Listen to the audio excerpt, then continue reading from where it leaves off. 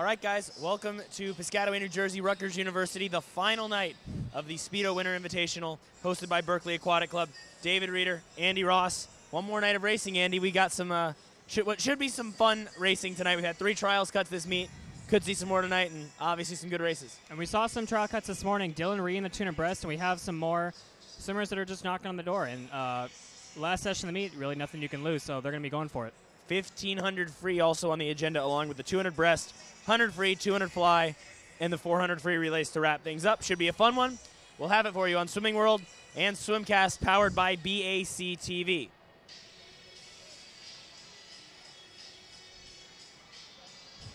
Oh, well, we're...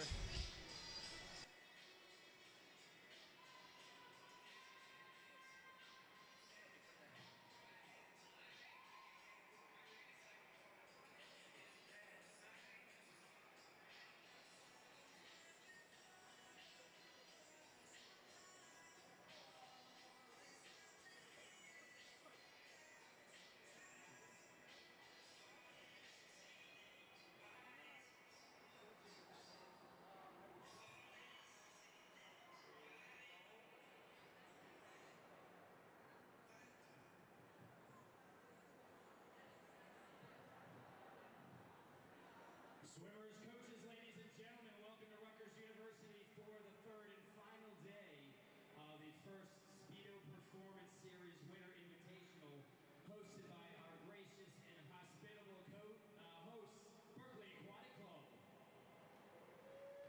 Berkeley Aquatic Club! We do have to say a special thanks to Berkeley, a special thanks to Rutgers, and a very, very special thanks before we get started to all of our volunteers throughout the weekend that dedicated many, many hours here at the pool and prior to the event to make the event as special as it is this weekend and has been for years. So a big round of applause for all of our volunteers, please.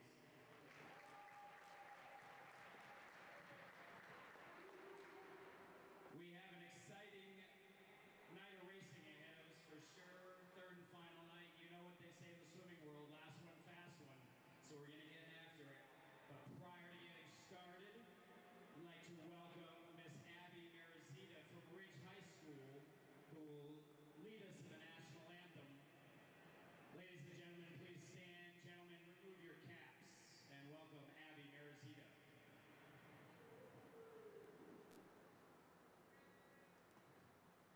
Oh, say, can you see by the dawn's early light what so proudly we hailed at the twilight's last gleaming, whose broad stripes and bright stars through the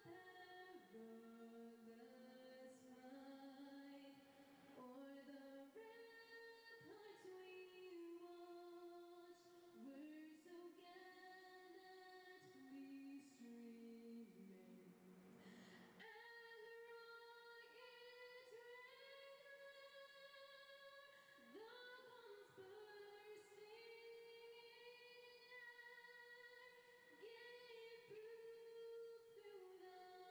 o'er the land of the free and the home of the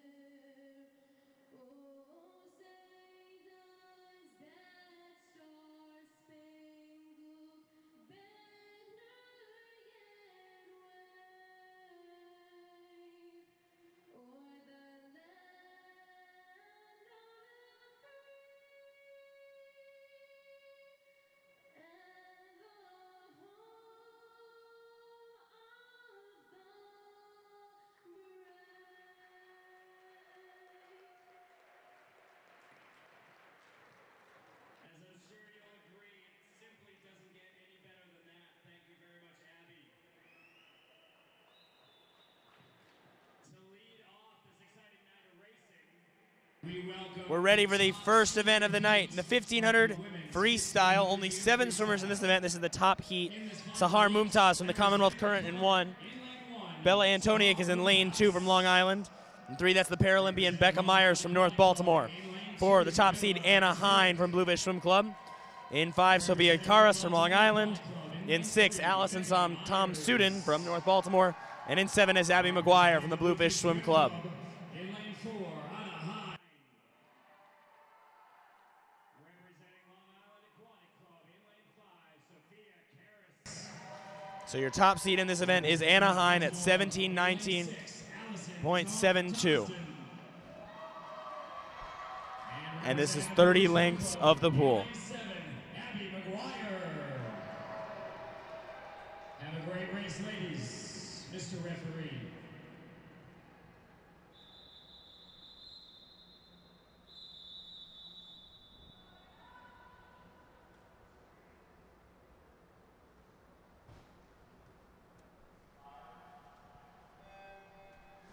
The 1500 free, longest event in swimming.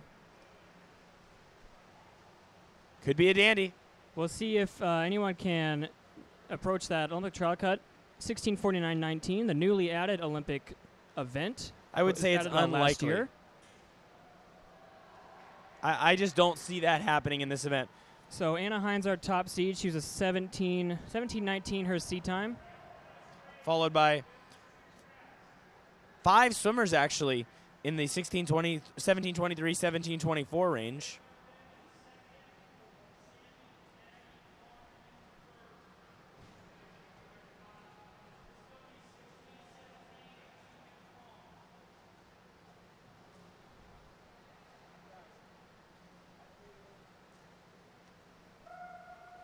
A lot of strategy involved in the 1500. You don't want to go out too hard, but you also don't want to lay back too much.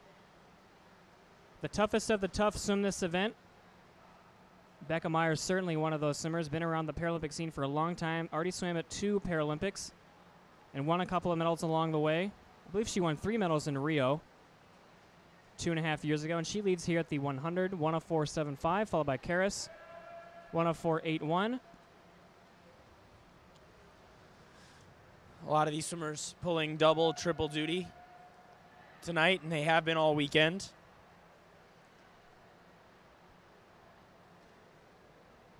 As Becca still out front here. So, Andy, I have a proposition for you. I want to know what you think sounds harder. Swimming a 1500 free, and then 5 minutes later a 200 breaststroke, or swimming a 200 fly, and then 5 minutes later swimming a 1500 free. Probably the 1500 200 breast. You You're really starting- think so? You're starting off with a harder event and going to, because if you do a 200 fly in a 1500, you can kind of warm down a little bit that first 500 and get away with it. Okay, that valid. You valid. can't really warm down in a 200 breast. You can't really take that event easy. valid. It's hard to do that. My thinking was, if you swam as Meyer's leading, by the way, at 2:12.82 at the 200. My thinking was if you swam the mile first, then at least the next race will be over in reasonable amount of time. Versus if you swam the 200 fly first and you're dying, then you have a whole mile to die. I think the pain, your lats are really feeling it at the end of a 1500, especially if you really 200 breast? go well in the 1500. I think if you really go hard in that, your lats are really painful, and it's hard to kind of move at all to do another event. So I'd have to say doing the 1500 first. Okay. How many swimmers in this heat are doing Well, okay, other so events? Anna Hine, who you see there, she's in lane 4. She's in second place right now. Field goal is good. The Rams are Anna is Anna is in the B final of the 200 breaststroke. I don't think any of these other ladies are in the 200 breaststroke. The 200 fly, no one's in the A final of the 200 fly and then the mile in the very next heat. We'll talk about that double a little later because there's some history to it. But Josh Parent, another Bluefish swimmer, is in the 200 fly B final and then the mile. From what I understand, both of them were not terribly enthused about the double tonight. We'd have to poll the swimmers on deck and see which ones they would do, which ones they would rather do, because the women are starting off the mile first, and then the men have to finish the session with the 1500. See, I feel like I'd want to get the 1500 out of the way. I can't agree with you there. I'm a miler, or I was a miler when I was in like 9th and 10th grade. So 10 years ago, I just would have wanted to get the longer event, the one I'd get more nervous for, out of the way, and then I could just be more relaxed for my next one. That's fair. Now, a 200 long course, not the most relaxing thing in the world, as we both know. Even if we might disagree on which one is the hardest, we both know. I don't think any event really out there is easy. As Becca Myers still looking strong here. Anna Hine now in second. We'll see if any of them can catch Myers out in front. Just real nice tempo, real consistent. We had a late scratch this event. We only have 7 swimmers out in there. I don't know who was it that. Yeah, that we got an up-to-date sheet. I'm not sure what happened with that, but originally lane 4 was absent, and then we got an updated sheet. So just 7 swimmers. This time final, more swam this morning. I believe 9 girls swam this morning. 9 girls and 13 boys between 3 total heats.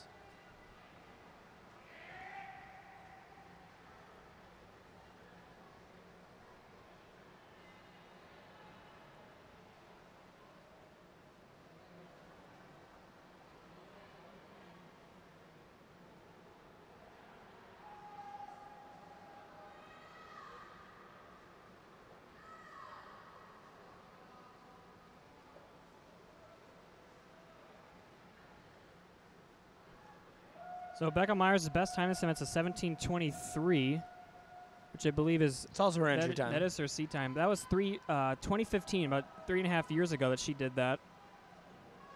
Last year in June, she was at 17:30, so she would definitely want to get down to the 17 mid-range. 540.90 is her 500-meter split, so she's a third of the way in. And she's not letting up. She's Leads 34.9. Leads by just under 3 seconds. So 540, what if she were to hold that? That'd be right about 17 minutes, right?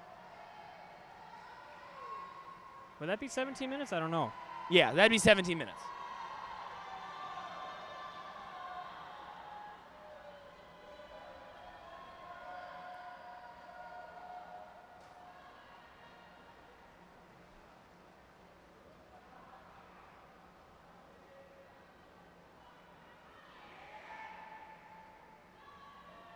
Anna Hine outsplit Myers there, then 50 at 34.8. We'll see if she can start descending down into 34 lows to see if she can catch Myers.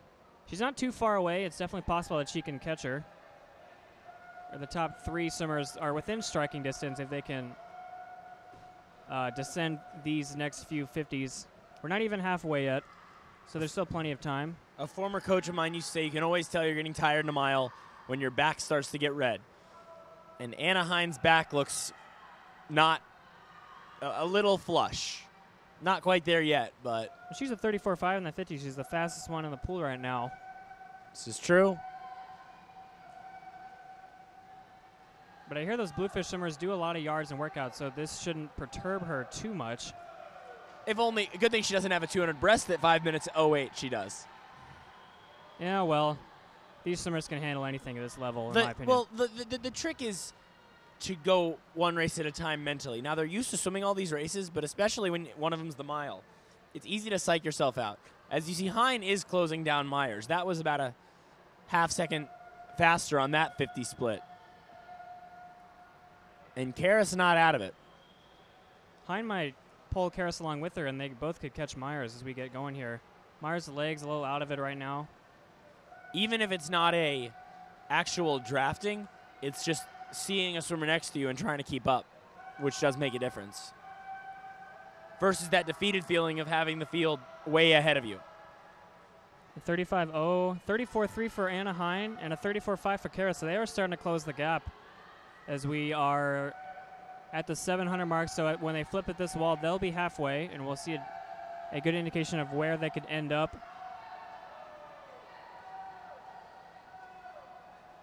Yeah, Hine really making a move now.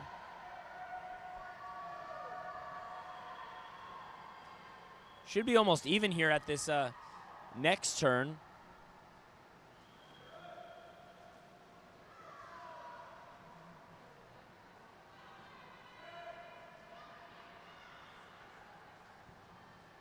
As Chris Rattray, our producer, knows, we've both gone to a fair few Bluefish Fall Classics over the years, and it's funny seeing some of these bluefish swimmers, just how they have grown up before our eyes. Thinking about it, Anna Hine must have been 13 when I first started watching her race, and Now here she is looking really, really good in this 1500. And she looks like she's going to take the lead here. This is the 800. Yeah, this is the 800 mark. And Hine does have the lead, 9:11.47 to 9:11.57.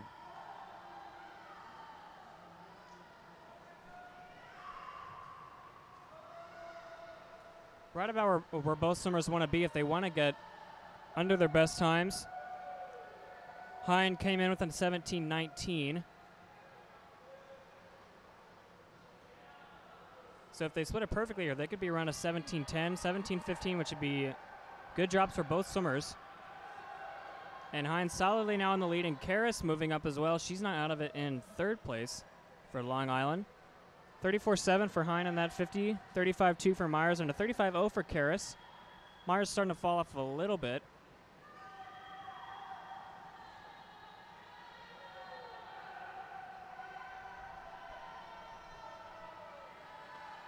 So these girls were 9:11s. Right, Andy? 9:11s at the 500 or the 1,000? The 800? 800, yep. So the other day, Sophia Karis was a 9:01. Hine was a 9:09, so only 2 seconds slower there. Myers was a 9:09, so only 2 seconds slower. Interesting how well they can hold that speed. The 800 and the 1500, as now are both Olympic events for both men and women, they're very different events. And some people are, the 800s, they're just getting started. You can see that in these swimmers. The longer the race goes, it doesn't really phase them as far as their pace. Or it can just be how you react to a long weekend of swimming. Either you end up getting some rest because you're not in training, or you're just worn out from all the racing. So one of those two explanations. Still going strong, 34.8 and a 34.8 for Myers. So she is. All three of them were under 35 seconds in those 50s. So they're looking pretty good here as we approach the 2/3 mark. Myers not giving up. She had the fastest 50 in the pool. So approaching the 1,000 mark, it's still Anna Hine, Bluefish Swim Club. All right, this is the 1,000, 2/3 of the way into the race. 11:30.26 for Hine, 11:31.42 for Myers, and Karis at 11:32.95. Still holding those 34 mid-highs.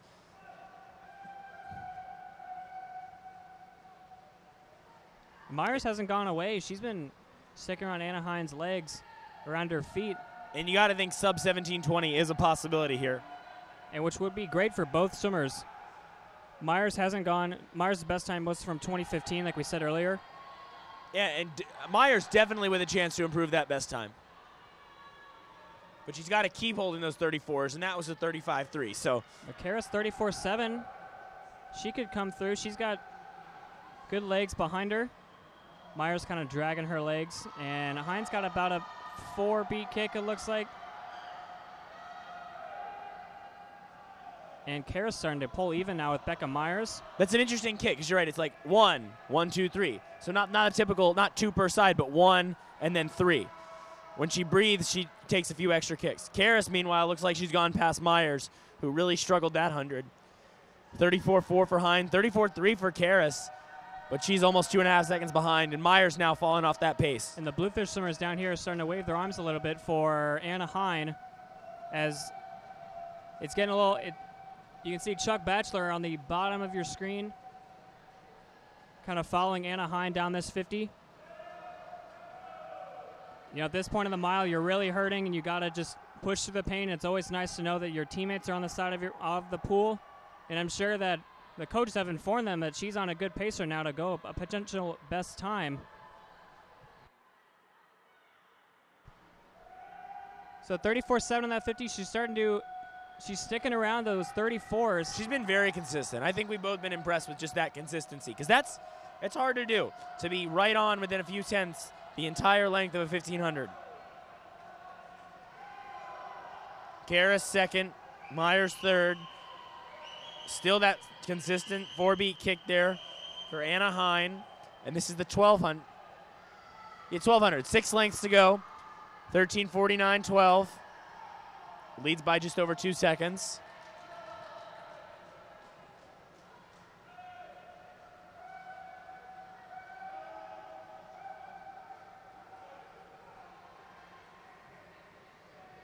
34.3 for Karis. It might be a little too late unless she can really put in an overdrive this last 300. Now have about 275 left. And Becca Meyer's fallen off.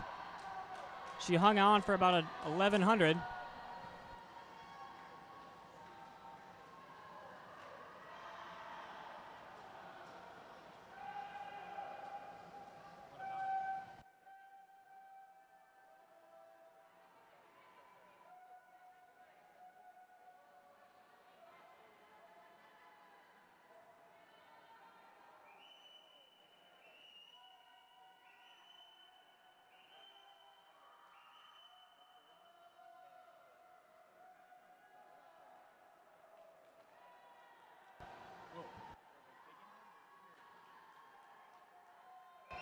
$200 to go, 15:48.41. Hein at 34.6. She has not budged from that. Karis making inroads, and now just 2 seconds behind, so maybe we will see it on this last 100.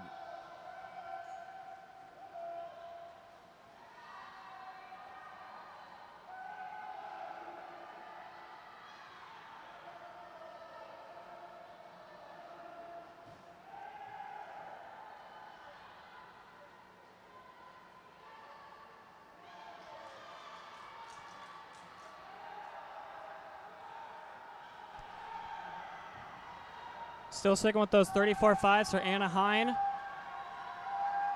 Karis, though, she's pulling up as we are approaching the, is this the 1400? This is the bell lap. The best sound in distance swimming. Anna Hein is about to get it. And speaking of those bells, you can ring that bell on YouTube by subscribing to Swimcast to get the latest videos from BAC TV. 34.1 for Karis. She's closing the gap.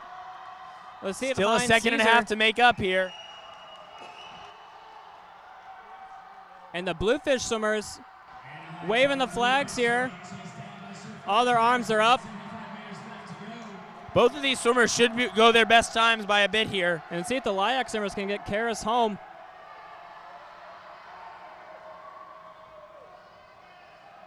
$34.0 for Hein, $34.2 for Karis.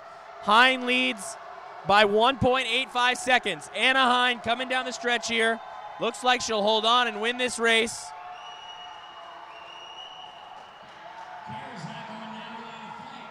$17.11's the junior national cut. He's going to be a little off that.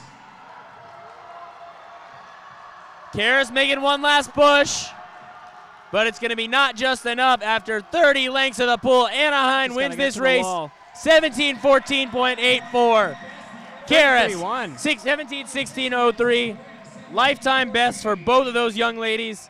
Myers in third at 17:25.13. Her best time in a long time.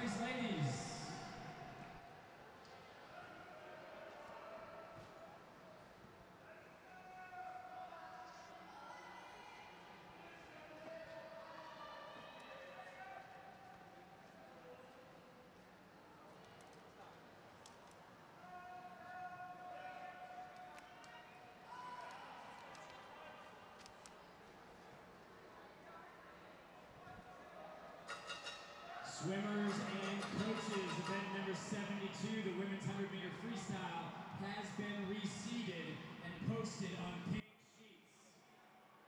100-meter freestyle, women's 100-meter freestyle, event number 72 has been reseeded and posted on pink sheets. Next event is event number 68, the women's 200-meter breaststroke. Mr. Referee.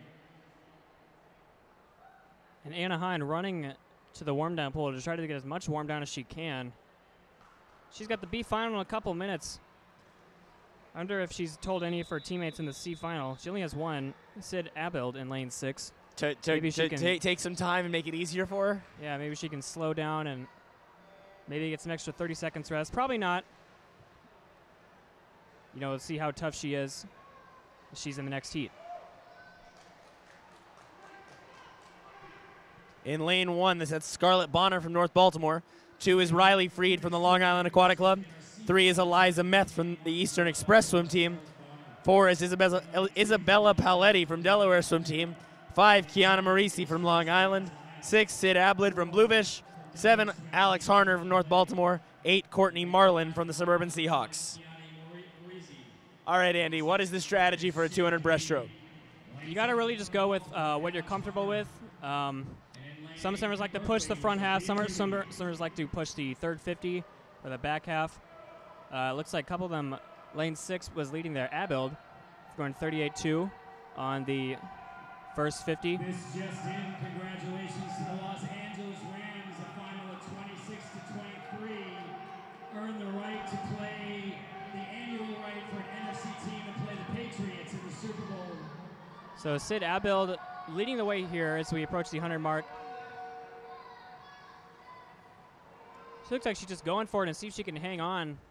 Not the best strategy in terms of how you feel, your legs feel the last 50. She's a 41.5 though on that 50, so she's looking pretty strong. And a good battle for second behind her. Paoletti. That was Morisi in second and Meth in third. But Paoletti had a good turn. And she is now, looks like she's in second, and see if they can catch our leader Abild in lane 6.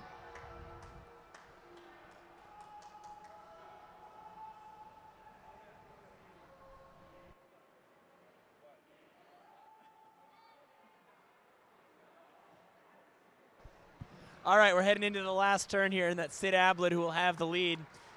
No, excuse me, that is, yeah, Sid Ablid at 2:05.82. Clearly not cruising to give her teammate a little extra time to rest. 45.9 on that 50. She's hurting after going really hard that first 100 to see if she can hang on, but Paoletti's looking good. 44.1 on that third 50. And she's pulling through, but Abild not going away. Paletti in lane number 4. Morisi in 5. Ablid's still there. You're right, Andy. She's just barely still ahead. Legs got to be screaming at you right now to get to the wall. And also Morisi trying to split the 2 in the middle in lane 5, but Abild holding on. And Paoletti, it's anybody's race. It's Abild. Ablid by 7 100ths. 249.70, 249.77, 249.87. Paletti ends up fading to third after looking like she was going to take it.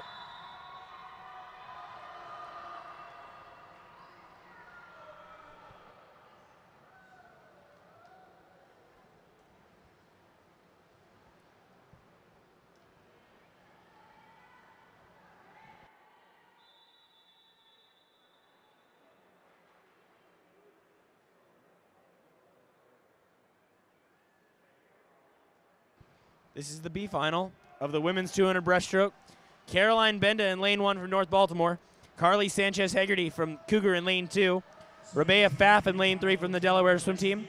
4 is Emma Menzer from the Delaware swim team. 5 is Anna Hine from the Bluefish Swim Club. 6 is Ashley Colasar from Suburban Seahawks. 7 is Bridget Yee from Long Island. And in 8, that's Colleen Whitaker from the Commonwealth Current. I saw Anaheim breathing pretty hard, still behind the block, so she's definitely feeling the 1500 still. She's looking pretty good this first 50. I mean, what a swim in that 1500. Her best time, coming off hard training. It was a great swim. I mean, really not much more you can want from a race like this. Just finish and don't get last, I guess. It's really just a big lactate set. You got to see what you have left. Her coaches aren't going to want her to take it easy. She might be thinking otherwise. But she's holding strong this first 75. She's with the field. Menzer, though, out in front. She does, I will say, her stroke does not look the smoothest, but you'd expect that. If it did, you might think that she hadn't gone hard enough in the mile. Yeah, but her leader, Menzer, about a body length in front of her teammate Pfaff from the Delaware swim team. 41.0 for Menzer in lane 4. Delaware swim team didn't take the biggest team here, but they've brought some pretty solid swimmers, and they've done pretty well at this meet. A lot of these teams have brought only 15 and over swimmers. And Menzer and Pfaff doing pretty well here in the B final.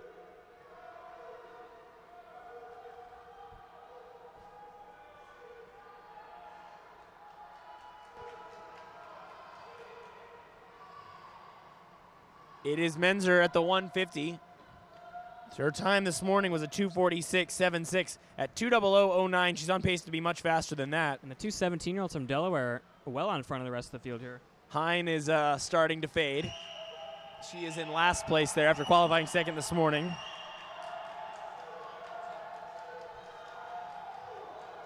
But at this point, she's really just trying to fight the lactate, and she probably doesn't even feel half her body right now. She's still hanging in there, but it's all Emma Menzer at this point. She's going to go much faster than what she did this morning. She's at 2:46. Yeah, going to be at 2:41 right here. Menzer at 2:41.83. Her teammate Pfaff gets second at 2:44.04. And Ashley Colasar takes third in the heat. And a valiant effort there for Anna Hine. Only added a second from this morning. This is the A final. And now welcoming our A finalists in the women's. This is the A final of the women's 200 breaststroke. In lane 1, winner of the 100 breast the other day, that's Clarissa Sabin from Berkeley. 2 is Samantha I from North Baltimore. 3, that's Heather McCausland from the Suburban Seahawks. 4, your top seed, Ella Smith from Bluefish Swim Club, 2:38.01 this morning. Lauren Poole from North Baltimore is in 5. Summer Smith from Bluefish is in 6. Maggie Belbot from North Baltimore in 7. And at the bottom of your screen in lane 8 is Eliza Brown from the Commonwealth Current in this A final. In lane 7 from North Baltimore, Maggie Belmont. And in lane 8 from the Current, Eliza Brown. Your championship finalists, Mr. Referee.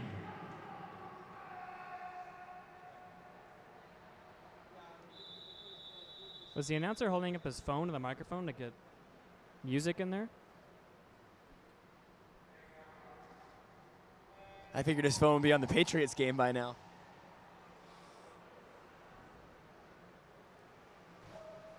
All right, here we go. We're looking for some nice length here, the first 50. Not too aggressive. The junior national qualifying time sits at 2:38. McCausland's looking pretty good. Was she the one that won the 100 breast earlier in the meet? What's that? McCausland, did she win the 100 breast? I feel like she's won something. Clarissa Sabin won the 100 breaststroke. Ah, that's right. So the trial cut here is a 2:33. Ella Smith was a 2:38 this morning. Just under the junior national cut. 2:38.29 is that junior national standard that these swimmers could be shooting for this summer, as Lauren Poole has the lead. Lauren Poole has won a couple events this weekend. She is going to University of Kentucky next year. Poole got her trials cut in the 200 IM. Won the 400 IM last night in a great race with Summer Smith, who you see below her. And I'm blanking on who the second place swimmer in that race was. It was Colasar. Madison Colasar. In just an amazing race. Barely missed the trials cuts, all 3 in that one. Poole at 1:14.84. Followed by Smith. This third 50 is a very important 50 in the 200 breaststroke. Smith. The 2 Smiths from Bluefish, I don't believe they're related. Seriously.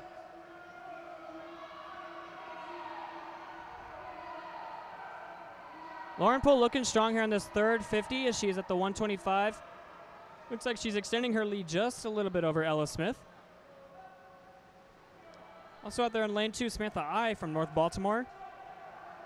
North Baltimore's had a pretty good meet this weekend here at the Speedo Invitational, as Poole has the lead at the 150, 155.48, followed by Ella Smith, and it looks like Summer Smith is still in third. Yeah, tight for third, but it's these top 2 here, Ella Smith in 4 and Lauren Poole in 5, that are going to battle it out for the win in this first A final of the night.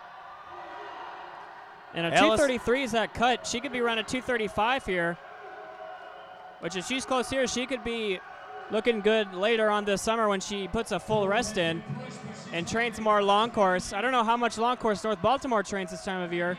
Samantha I moving into third, by the way. Lauren Poole, her third event of the weekend, 2:36 flat. Second went to Ella Smith in 2:37.76. Samantha I third in 2:40.02.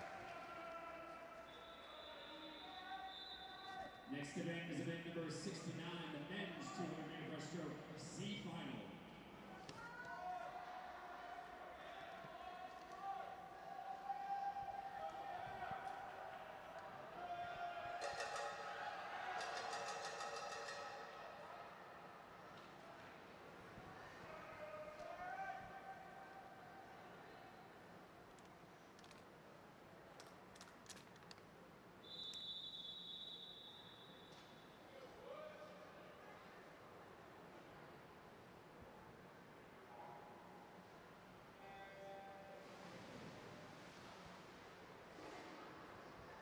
Swimming tonight's C final. This is the C final of the men's 200 breaststroke.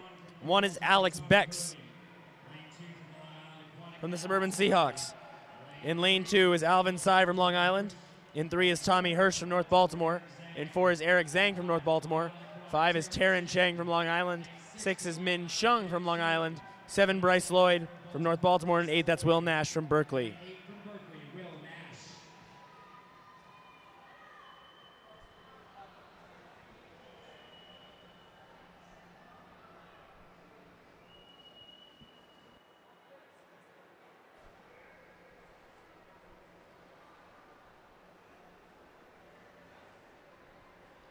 Min Chun looking really good this first 75. Nice and long stroke out in front.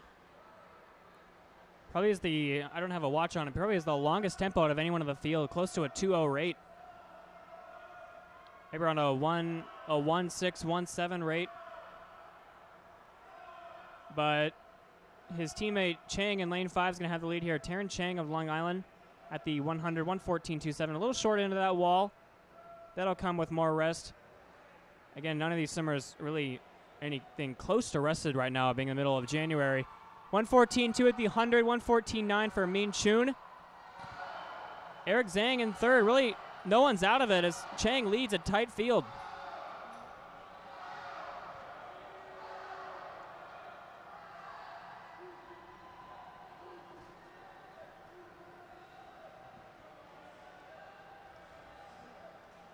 Chang getting some nice length out front. Shortened up a little bit on this third 50, but he's getting so much power out of every stroke that he's ahead of this field. 155.31, so he leads by 1.2 seconds over Hirsch, who's in second. Had the fastest 50 in the whole field, 41.0. Pulling away. Tommy Hirsch in lane 3, trying to challenge Min Chun. As Eric Zhang's really fallen off. Much longer stroke there. But Hirsch, does he have enough to catch our leader? Doesn't look like it, but he's looking good. Hear a lot of noise out of the Berkeley swimmers down here in lane 8, cheering for Will Nash. It's going to be Zhang. He's going to hold on here. Or excuse me, Chang. He's going to hold off Hirsch, 238.48 to 237.60. 236, he was at 36.7 this morning. About 4 seconds faster.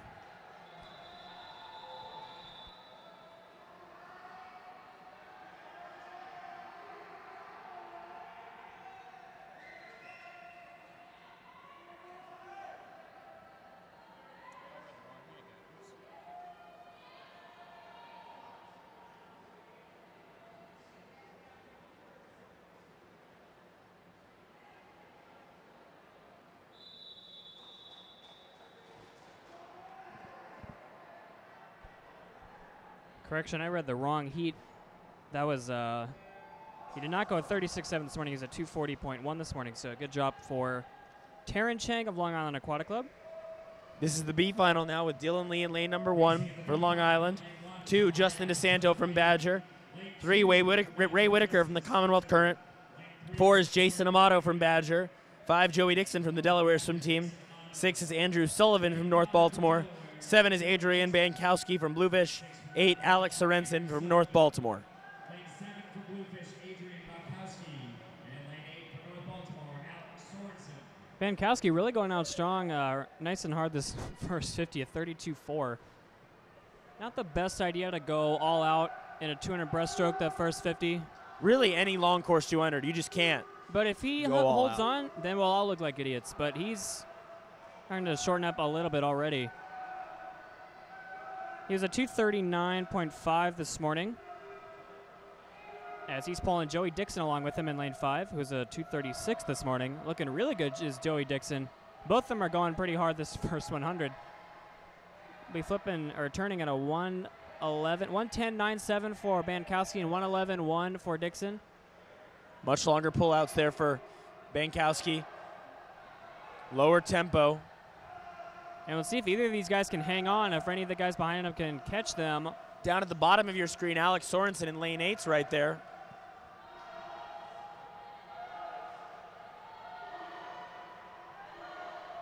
So Dixon now solidly in front. Approaching the 150 turn. from the Delaware swim team, who's had a pretty good meet despite their small group of swimmers that are here. He's not letting up here as he's well in front here at the 150. 151.5, a 40.3 in that 50. Bankowski's in second and Sorensen in third. Fastest 50 there was Ray Whitaker in lane 3 was a 40.0. So they're starting to catch the guys out in front. Dixon looks like he's hanging on. Yeah, good strong tempo there. Nice lunge forward with his stroke. Alex Sorensen coming up here for second. Watch Ray Whitaker in lane 3. He's in the mix from the Commonwealth Also, Current. Andrew Sullivan in lane 6. Basically, a lot of people are in the mix here, but it's going to be Joey Dixon. Yeah, he's going to win this heat, Andy. He was a 2:36.71 this morning. Big drop. A 2:32.13 tonight. It is Whitaker who gets second, coming home under 40, 2:33.99. And third went to Bankowski. Ladies and gentlemen, please welcome your championship finalists in the men's 200 breaststroke. This is the A final, the men's 200 breast. That's Justin Lopez in lane 1 for Long Island. 2 is Liam Lovelace from the Badger Swim Club. 3, Ryan Perung from Delaware. 4, your top seed, Dylan Ree from Asphalt Green, qualified for trials this morning. Jason Lauser in lane 5 from Long Island. 6, that's Eric Wang from the Cougar Aquatic team. 7 is Max Hardart from the Badger Swim Club. And lane 8, Aaron Wilmore from the Delaware Swim Team.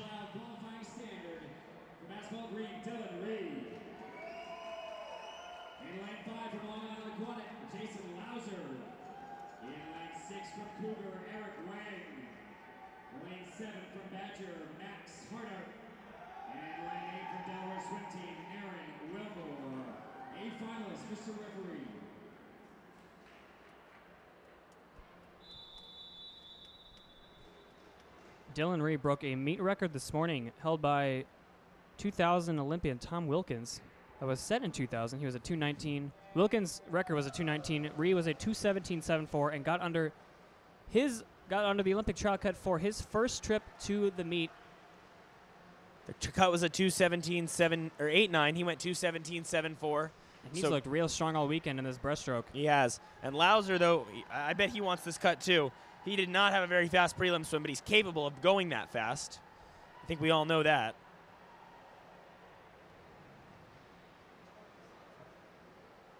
Lauser's entry time was a 2:17.29, which is under the trials cut. And we'll see if Ree can go even faster. Doing 2 200s in one day is a difficult task.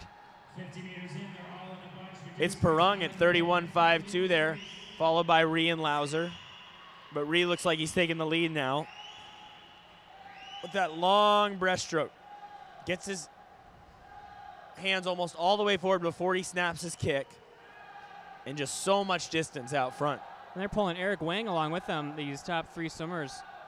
Ree looking pretty good here at a 106, 106.8 at the 100. Ree and Perung are your leaders, followed closely by Jason. A good pull-up by Dylan Ree. He pulled ahead of Perung and Lauser around him.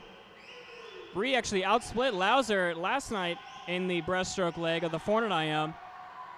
And he's looking really good on this third 50. Lauser looks like he's moving, though. Looks like he's into second.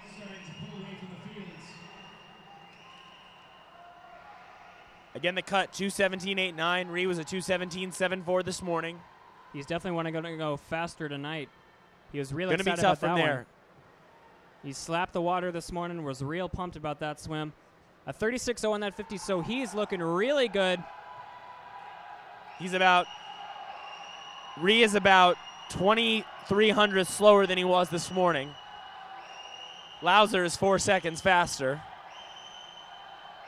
And it's Ree now with a body length lead.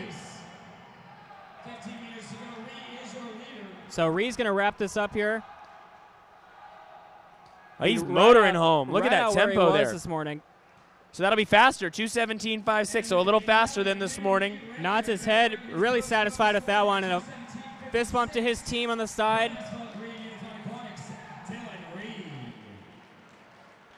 Lauser second, Perung takes third.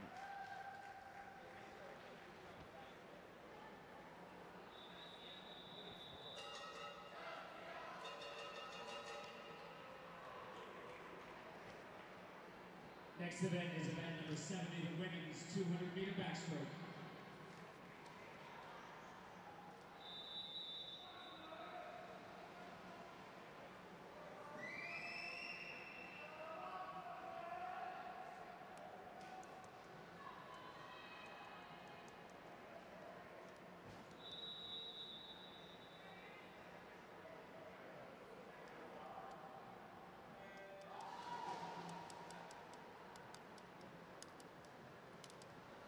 This is the C final of the women's 200-meter backstroke. Doing a C final of tonight's 200. In lane 1, that's Susie Cadigan from North Baltimore. 2 is Laurel Brown, unattached from the current. 3, Erin Shima from the Suburban Seahawks. 4 is Kimberly Jojas from the Badger Swim Club. 5, Zoe Howard from Bluefish. 6 is Theodora Kolarov from Berkeley. 7, Amber Smith, North Baltimore. 8, Riley Pajadas from the Suburban Seahawks. Baltimore, Amber Smith. And in lane 8 from Long Island Aquatic Club, Isabella DeFonte. We're really starting off tonight with some of the most difficult events in swimming, the 1500, then the 200 breast, now the 200 back. I mean, you could really make a case for all 3 of those events as being the hardest in swimming. It really depends on who you ask. I believe Michael Phelps said a while ago that the 200 back was actually the hardest. And the 200 fly, a lot of people would say, is the hardest one too. So it's a selection of really hard events on this final night. Really showing who's the toughest of the tough here. We're going to be talking a little more about some particularly tough swimmers a little bit later on in the session when the men finish with the 200 fly and then immediately the mile. So Pujadas looking good here. 110.41 on the outside. Actually, that was Erin Shima, 110.37 in lane 3 with the lead. You really don't have any room to look around in backstroke, so I mean, you could probably see the person next to you, but Shima, she can't. I mean, there's no way she can see anyone out in lane 6, 7, or 8, unless on the turns. You just gotta fight through the pain and get to the wall as fast as you can. It sounds easy. But she's going to flip here at the 151.47.85. Erin Shima. Second is Kolarov, and third is Pujadas. Erin Shima, the fastest in the pool there, 37.4 on that 50. Was a 2:28 this morning.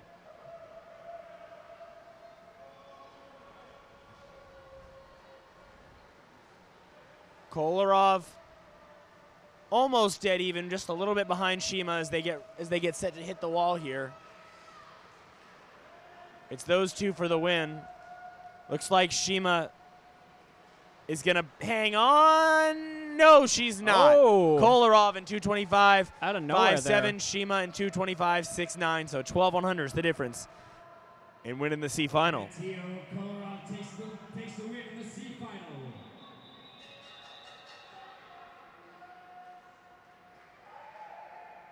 B final now of the women's 200 backstroke.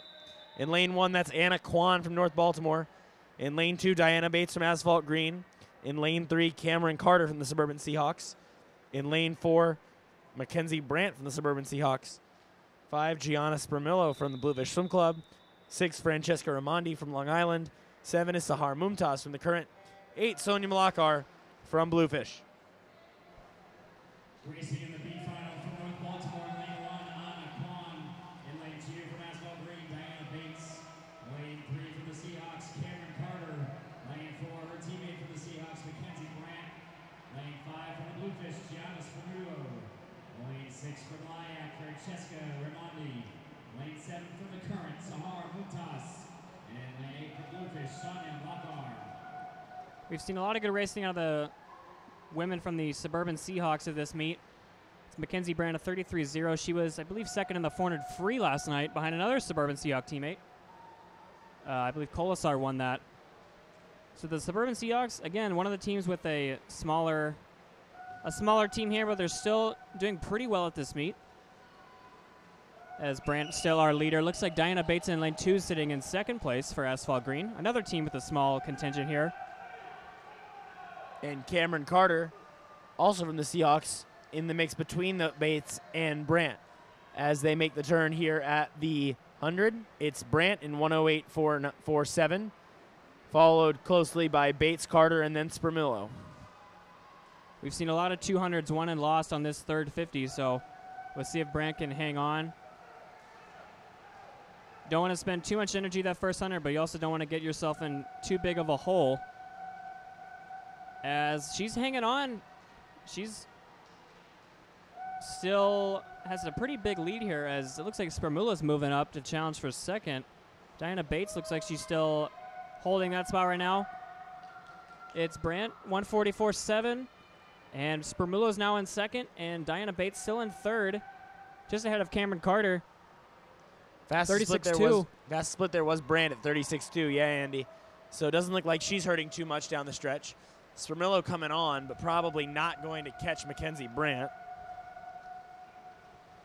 In the last day of a long 3-day meet, it's really about who just has the most grit and who can fight through the pain. Through all these 200s, what a brutal way to spend the last night of meet. Spermillo finishing fast there, but Brandt will have enough to hang on. 220.77, 221.89 for Spermillo. With a 223.0 this morning. Carter was third in the heat. Mackenzie Brandt from the Seahawks takes the victory in the B final. And now please This is the A final of the women's 200-meter backstroke. In lane 1, that's Zoe Moon from the Badger Swim Club. 2 is Ashlyn Ferris from the Bluefish Swim Club. Also from the Bluefish Swim Club in 3 is Summer Smith. Natalie Mannion, who we saw with that great hunter back last night, is in for your top seed from the Current. 5 is Lauren Poole from North Baltimore. 6, Madison Colasar from the Seahawks. Also from the Suburban Seahawks. And 7 is Hadley DeBruin. And an 8, that's Mabel Koff from North Baltimore. Mannion 102.0 in the hunter back last night. Just a beautiful, beautiful race. This morning in prelims, her time was I'm checking on this right now. Her time was a 2:18.47. Her best time in this event is 2:13.67.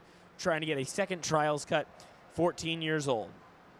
It's a really tall girl. Looks like she was the tallest one out of the 8 swimmers.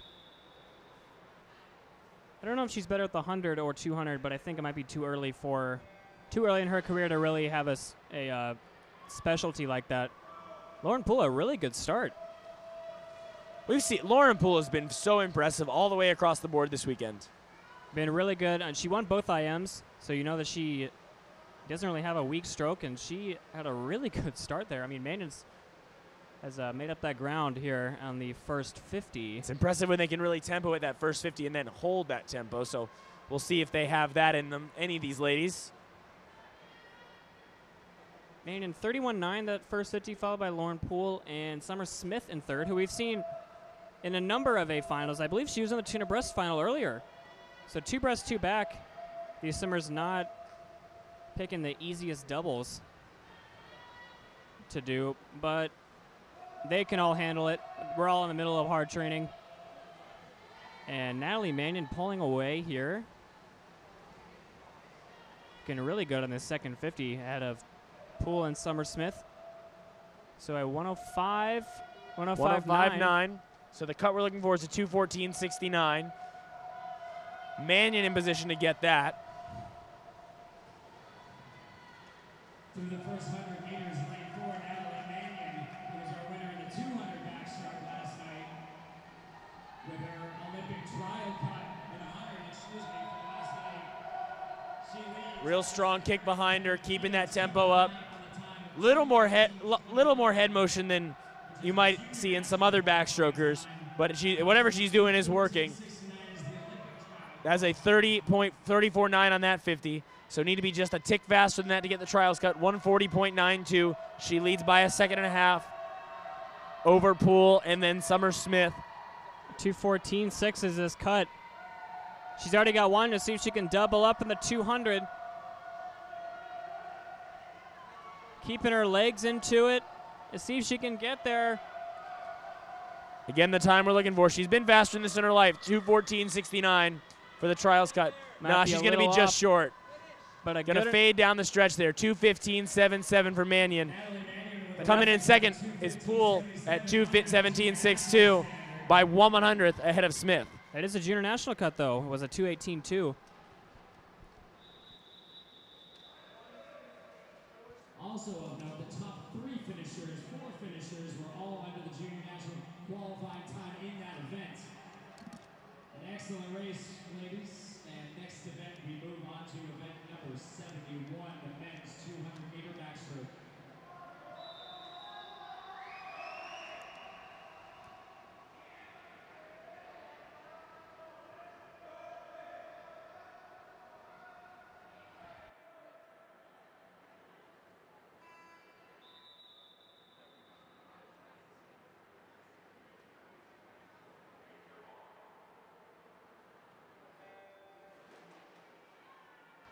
This is the C final of the men's 200-meter backstroke. In lane 1, Sean Madden from Badger. 2, Michael Biryukov from Long Island. 3 is Justin Lopez from Long Island. 4, Mitch Amidei from Southern Maine. 6, Colton Parkinson, Bluefish. 7 is in 5, 6 is Landon Him from Bluefish. 7 is Tyler Walters from Long Island, and an 8, Henry Bachone-Schur from the Current. From Southern Maine, Mitch Amidei. Lane 5 from Bluefish, Colton Parkinson. Lane 6 from Bluefish, Landon Him. Lane 7 from Lyack, Tyler Walters. And in lane 8 from the Current, Henry Bachone-Schur. Tyler Walters was out in front there at the 50, 32.1.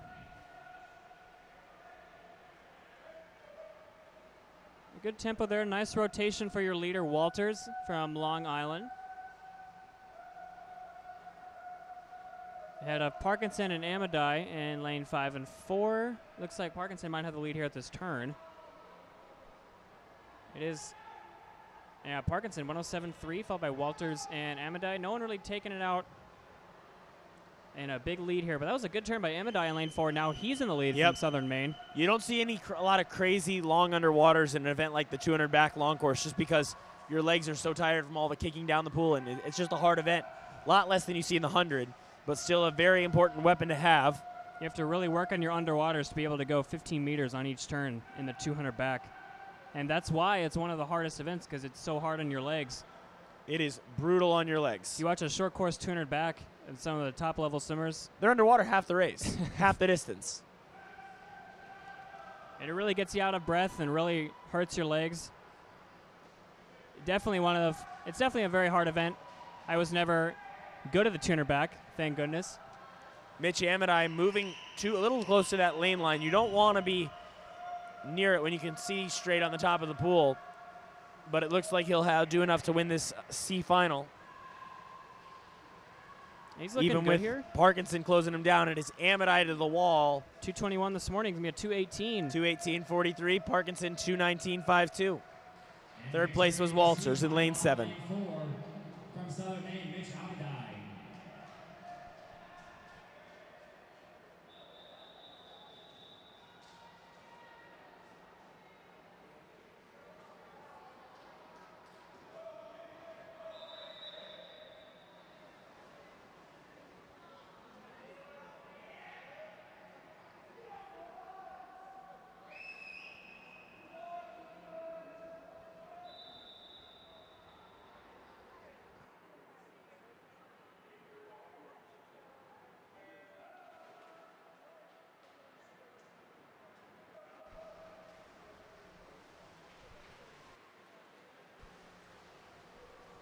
Really good the B start final. for Horse Camp Vinegar in lane 5.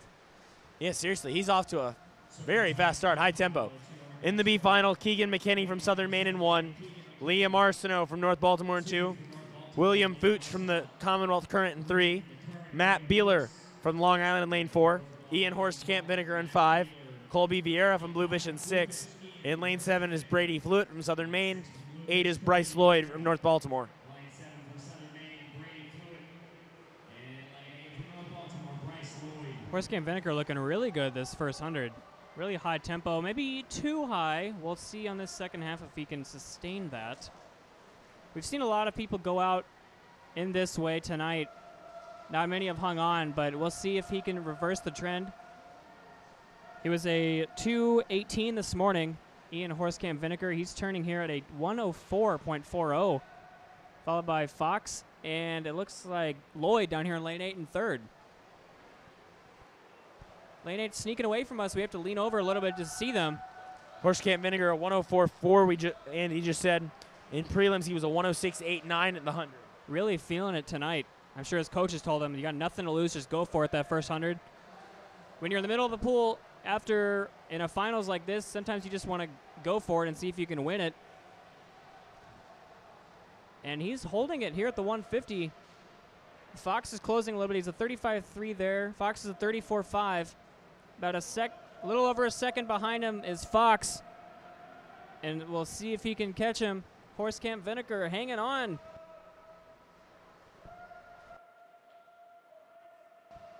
It's Ian Horse Camp Vinegar in lane number 5. In lane 3, that's Will Fooch from Commonwealth Current. Bluefish and the Current will be sharing a bus on the way down here. They'll be sharing a bus on the way back tonight. So maybe these two have something They're to talk tightening about. up. Both right on the lane line. It's going to be Fuchs, I think, that'll get there first in 2:15.18. Horse Camp Vinegar in 2:15.51. So much faster this morning, but he paid for that very fast pace there at the start. Beeler taking third in 2:18.78.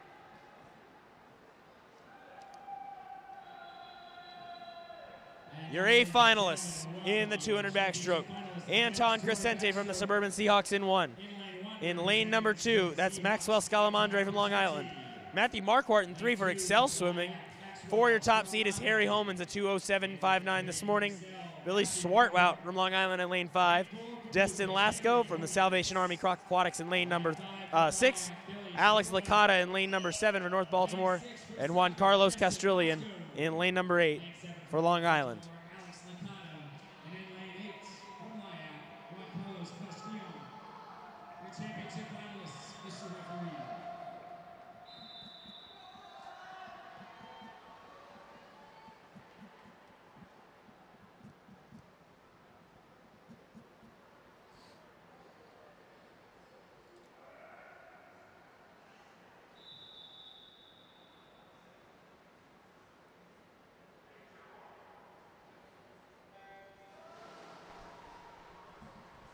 Harry Holman's one of the best swimmers in this meet. Has not won an event yet, I don't believe.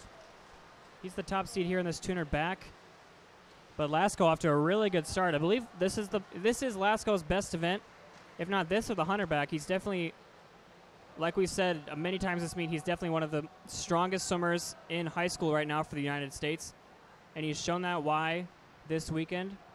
It's Lasco at the 50 in 29.32. Homans in 29.53. Licata in lane 7 is third. Lasco long and strong.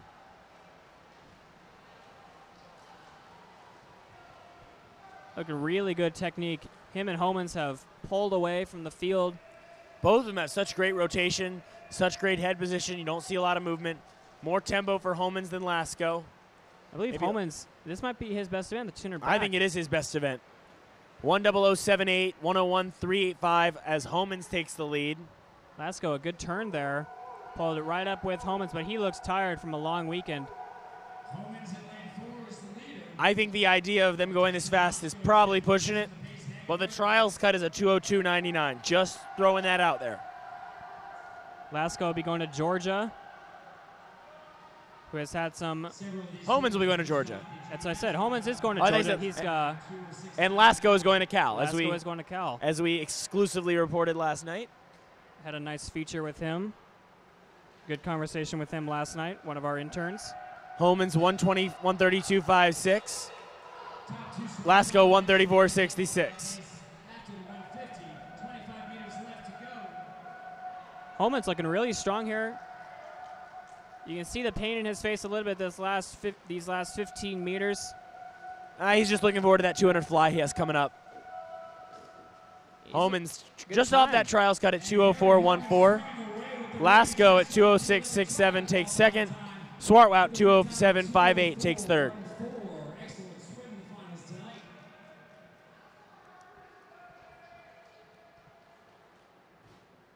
Next event is event number 72, the women's 100-meter freestyle.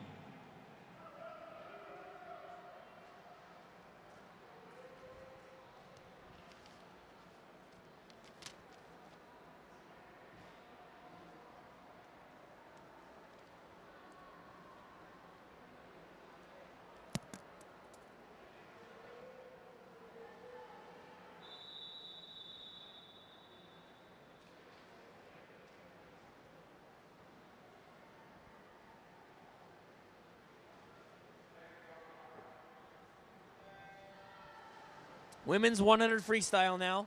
Becca Myers making a rare appearance. Well, nope. Okay, looks like there's a reseed. Excuse me. I have the reseed. Zoe Howard is in lane 1 for Bluefish. 2 is Becca Myers from North Baltimore. 3, Alex Harner from North Baltimore.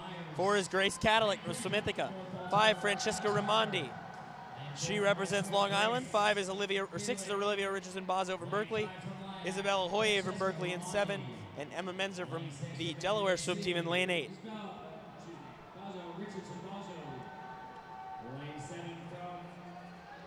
Berkeley, Isabella Hoy.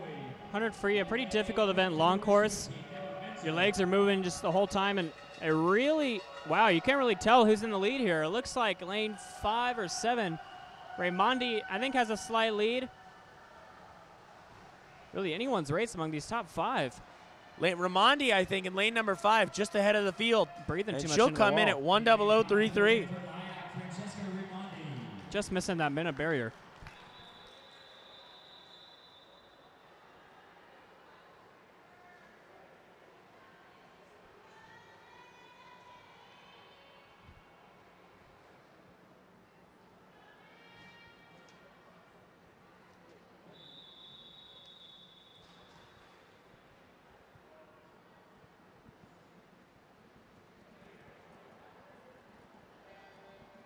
This is the B final of the women's 100 free. Kaven Gormson is in lane 1 for Long Island. Her teammate Bella Antoniak in lane 2. In lane 3, that's Samantha I from North Baltimore. 4 is Allison Tom Student from North Baltimore. 5, Natalie Mannion just won the 200 back from the Commonwealth Current. 6, Audrey Orange from Asphalt Green. 7 is Anna Kwan from North Baltimore. And an 8, that's Sid Paglia from Suburban Seahawks. Samantha I had a race earlier tonight. Showing no signs of that, though. She's leading here at the 50, 28-6, followed by Anna Kwan and Audrey Orange. Actually, that was Gormson up in lane 1 in 3rd, Orange in 4th. Gormson looking pretty good up in lane 1. The outside lanes have done pretty well at this meet, but it's still Samantha I. Look at Kwan in lane 7 coming through. That's true, and Audrey Orange in lane And 6. Audrey a late Orange push. is 6, and Kaven Gormson at the top. It's going to be I to take the win here at 59.24 by 24 hundredths over Orange and then Kwan. A final time. Your A finalists. In lane 1, that's Maggie Belbot from North Baltimore. In lane 2, Charlotte Crevitt from Asphalt Green. 3 is Sydney Winters from Bluefish. Floor is Chloe Stepanek from Long Island, 56.94 in the prelims. Megan Drum from North Baltimore in 5. Fiona Sheriff from North Baltimore in lane 6. Bryn Wright from Bluefish in 7. And Cameron Carter in lane 8 from the Suburban Seahawks. Megan Drum in 5 and Fiona Shear in 6. They're next to each other. Tied last night in the 50 free. Stepanek won the 200 free on Friday. Carter, championship final, Mr. Referee. And they're right next to each other, lanes 5 and 6. The two teammates from Baltimore, North Baltimore. Stepanek won the 200 free earlier. So it's a good match race between the 200 free winner and the 250 free winners.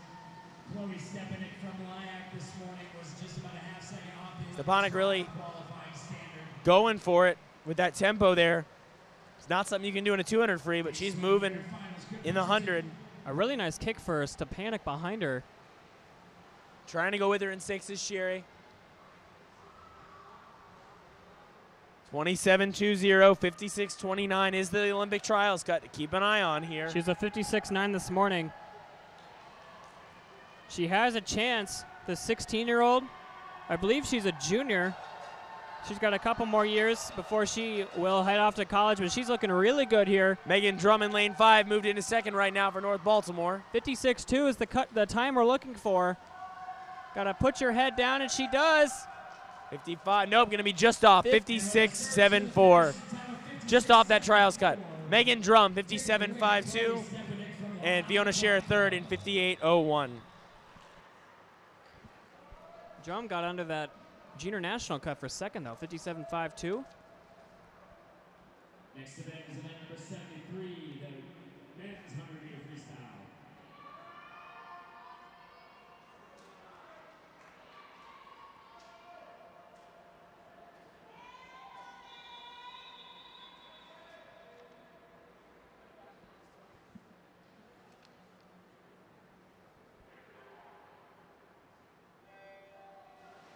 This is the men's 100-meter freestyle C final. In lane 1 is Adrian Mikowski from Bluefish. 2 is Alan Zhu from Berkeley. 3, Chris Stange from Long Island.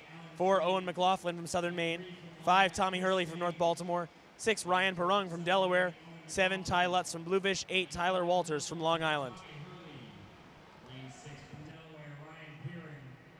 Lane 7 from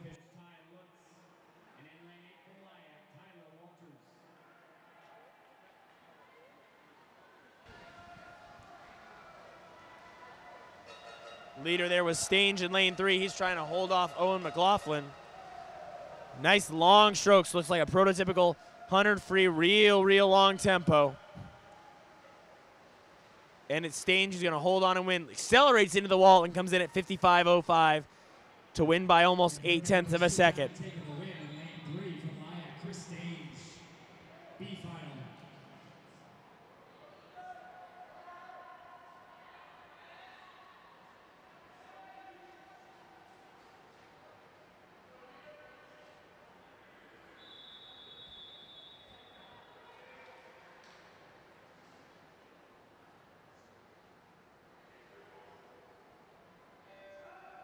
Men's 100 freestyle B final. Asher Stuckelman from Badger in 1. Ben Selnick from North Baltimore in 2. Lucas Calderon from North Baltimore in 3. Ryan Brannon from North Baltimore in 4. Will Hogenboom in lane 5 for North Baltimore. 6, Christopher Fabian from Berkeley. 7, Ian Horstkamp Vinegar from Bluefish. 8, Alvin Sy, Long Island. Lucas Calderon going out in lane 3. He is out, 25.63. He leads by 6/10. Hogenboom Really second. attacking that water. But Hogenboom had a good turn there, and he is pulled through. So is Ryan Brannon in lane 4. His little brothers had a great meet. It is Brannon now. Yeah, you're right. Daniel Brannon, who's broken 2 Michael Phelps meet records the past couple days. Ryan will now get a win of his own in this 100 free B final. Though Almost closing make it a fastest split. Hogenboom, it's Brannon at 53.47. Hogenboom 53.80. He just even split 100 free. Time for the A final now. Now your championship finalists in the men's 100-meter freestyle. Your championship finalists will include Jerry O'Mara in lane 1. Also from Berkeley in lane 2 is Thomas Shapansik. 3 is Jimmy Rush from the Eastern Express. 4, Destin Lasco. He's your top seed at 51.30. Timothy Marsky has some wins this weekend. He's from Long Island in 5. Adel Sabovich in lane 6 for Asphalt Green. Billy Swartwoot from Long Island. And in lane 8, River Wright from Bluefish. And in lane 8 from Bluefish, River Wright.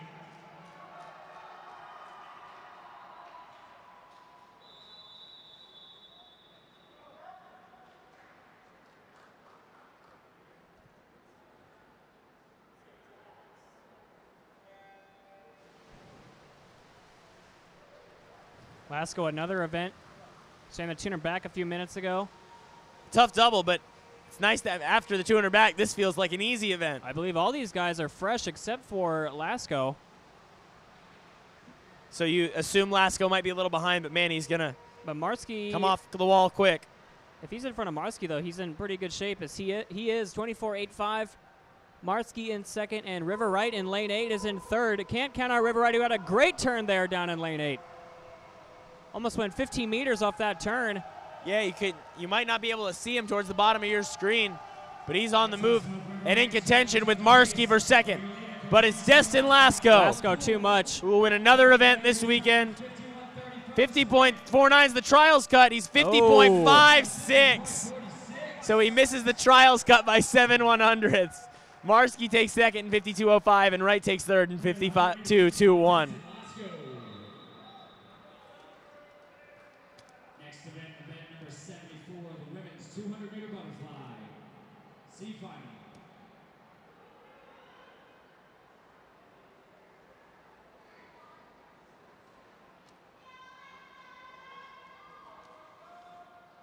Fresh off a 200 backstroke, too.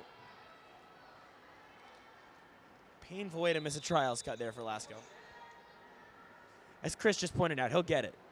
But you like to get that stuff out of the way.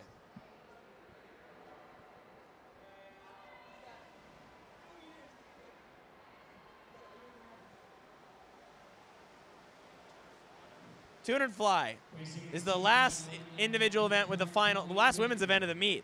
Colleen Whitaker from the Commonwealth Current in 1. Hannah Shimizu Bowers in 2 for Long Island.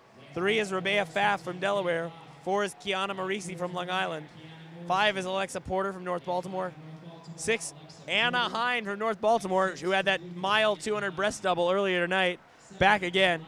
Maggie McNamara from Long Island in 7, and also from Long Island in lane 8 is Maddie So. Anaheim's going to have a good warm down after this, I'm sure.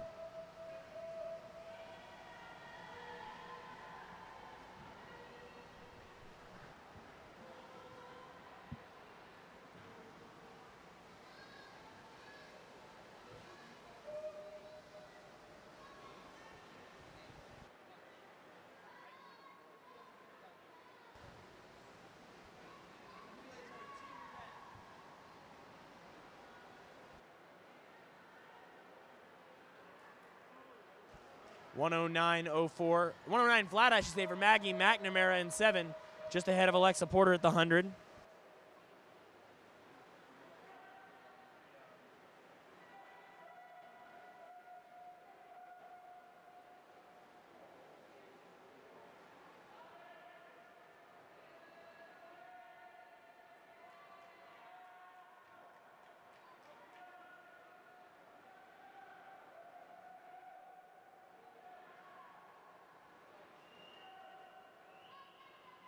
Get some outside smoke. It's lane 8, Maddie So at 145.71.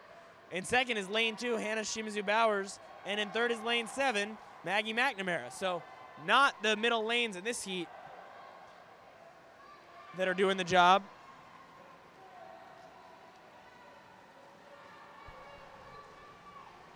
Maddie So looking pretty good, but looks like Shimizu Bowers up in lane 2. They're both hurting. I mean, it's the last 50 of the tuner fly. How can you not be hurting? Look at Hannah Shimizu Bowers explode up there in lane 2. What a last 50 for her. She'll win this C final in 2:23.65. 36.6 that last 50. Much So quicker than takes everyone second. else. Porter was third. In for the win in lane 2, 14 years old from Lyak, Hannah Shimizu Bowers.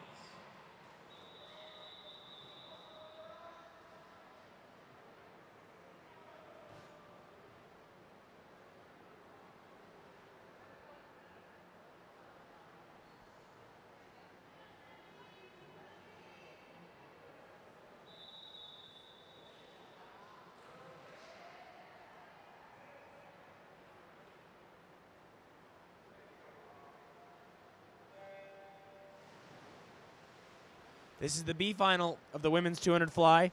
Brooke Shinnick from North Baltimore in 1. Maggie Belbot in lane 2 for North Baltimore. 3 is Carly Sanchez Hegarty from Cougar Aquatic Team. 4 is Ashley Colasar from Suburban Seahawks. 5, Katie White from Bluefish. 6, Gianna Spramillo from Bluefish. 7 is Genevieve Youngman from the Commonwealth Current. And 8, that's Sydney Winters from Bluefish. Maggie Belbot showing a lot of speed in butterfly this weekend. She won the 100 fly the other night, 30.5 in that first 50, and I believe she did the same thing last night in the 400 IM. A real strong first 100 fly. Has a really good technique out in front. Constantly moving forward, and she's looking really good at the 75.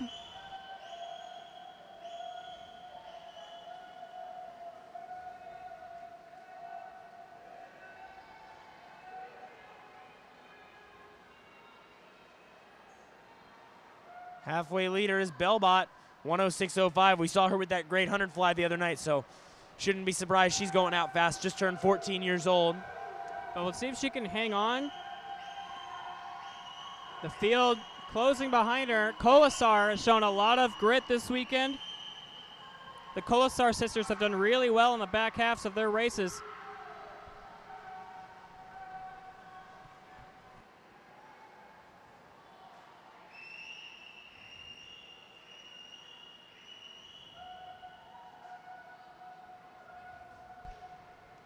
And wow, Colasar 36.6 in that 50s. Belbot's really dropped back. Yeah, Belbot, the slowest in that 50 by far. Maybe a little too aggressive there on the front half. You can see she's kind of going up and down. Tempo's way down there as Ashley Colasar has come through.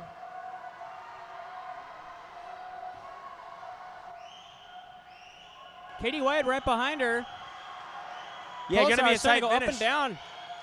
Watch out for Youngman in 7, White in 5, Colasar in 4. Put her head down.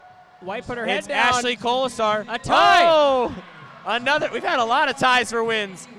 Both with the 1 next to their name, 231.31 for both Colasar and White, and Youngman takes 3rd. This is the first time we've had a tie where both of them have had 1s next to their names. This is the championship final. In lane 1 is Isabella Paletti from the Delaware Swim Team. In lane 2, Sophia Gregoris from the Long Island Aquatic Club. 3, that's Bryn Wright from the Bluefish Swim Club. 4 is Tess Howley, just 14 years old from Long Island, top seed this morning. Madison Colasar, sister of Ashley in lane 5 from the Suburban Seahawks. Natalie Mannion from the Commonwealth Current in 6. Lauren Johnson from Long Island in 7. Lane 8, Ashlyn Ferris from Bluefish. We've seen a lot of these young ladies. Colasar's won events this weekend. Lauren Johnson, we've seen plenty of for Long Island. Natalie Mannion just has won both backstrokes. Yeah, we've seen most of these ladies quite a bit over the course of the weekend. Howley, though, 2:16.02 this morning. Trials cut is 2:14.59. I hope there's enough room in that warm-down pole. These swimmers have a lot of doubles. Tuner back, tuner fly, not an easy one by any means. We've seen that a number of times at the NCAA championships. The tuner back, tuner fly double. Of course, Mannion is a couple years away from NCAA swimming. She's only 14. Tess Howley looking very good this first 50. I don't know if she's had a race already tonight. Yeah, I haven't seen as much of her, but this is her event. She was a 2:16 this morning, just under the under the junior national time. 2:16.99 was that cut. She was a 2:16.0. Imagine that might be your first junior national cut, which is always a memorable swim. Well, she's been faster. Her lifetime best coming in was a 2:15.25, but she's not been as fast as that trials cut.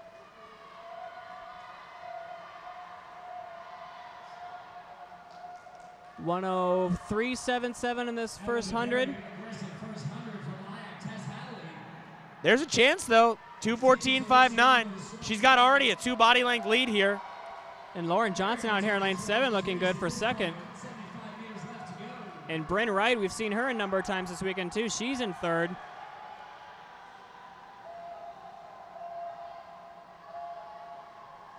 Wow, Tess Howley not taking the foot off the gas. Approaching the third turn. Let's see what she splits here. Maybe a 35? 138. 34.8. She's got a really good chance at this trials cut. She's never been under 2:15. 2:14.59 is the trials cut that we're looking for here. And the crowd's starting to get involved too, trying to push her home to her first Olympic trial cut. Howley with a massive lead. Battle for second, it's Wright in 3, Colasar in 5, Johnson in 7. 2:14's a cut, and her teammates behind her lane cheering for her to get to the wall. She's gonna get it, 2:13, 2:14, 2:3, she's got it, look at that! Look how excited Tess Howley is, she's going to Omaha. What a moment. That's what you love, the chills in this room. Tess Howley in 2:14, 2:3. Colasar second, Wright third. And but what a moment for Tess Howley. That was so cool. Next event is the men. Event number 75, men's 200-meter butterfly, C-final. And you can see her hugging her teammates behind the lanes. Everyone getting emotional. A memorable moment for 14-year-old Tess Howley of Long Island Aquatic Club.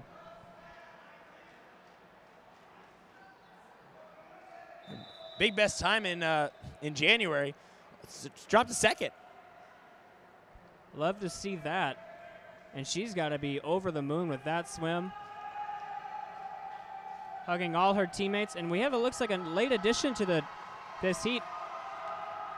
One of the alternates, Ty Lutz. Ty Lutz, yeah, racing up to the blocks with a swimmer missing in lane 8. Looks like Bluefish enjoyed that quite a bit. And finally, we're off in the 200 fly C final. Aaron Wilmore's in 1 for Delaware. Nicholas Polos in North Baltimore in 2. Landon Him from Bluefish in 3. Jason Amato from Badger in 4. Keegan McKenney from Southern Maine in 5. Davis Bonebreak from the Current in 6. Owen McLaughlin in 7 for Southern Maine. And in lane 8, that's Ty Lutz for Bluefish, filling in for Oliver Gassman. And those Bluefish guys very excited to see Lutz get a swim here.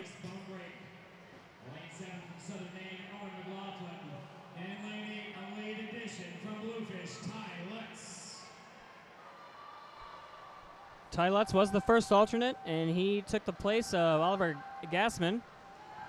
Why not, right? And there goes Amato. You heard a big round of applause from the Bluefish parents when he raced over to take that empty lane in lane 8. It's hurting a little bit. I believe he swam a race earlier tonight. But his teammate Landon Him out in front at the 100, 101.81. followed by Polis and Bone Break, one of the best names of the weekend.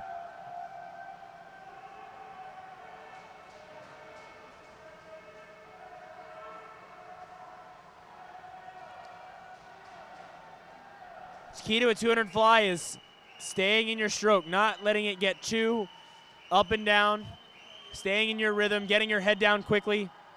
Butterfly is an up and down stroke. If your head's too far up, your legs sink, and you stop going places, which we've seen already tonight for some swimmers. Lan and him doing a nice job of keeping it nice and consistent. I think one of the many effects Michael Phelps had on the sport, this is a very technical one, is breathing every stroke has become more accepted, I think, Andy. I don't know if you agree with that. Yeah, he's definitely left his mark on this event. I think he probably has the most beautiful butterfly of any swimmer. Polos in making this a sport. late push to try and catch him, but I don't think he's going to do quite that. Lan and him, 2:11.25. He was a 2:18.6 this morning. Polos also dropping 7 seconds to a 2:12.13. Bone Break takes third in 2:16.35.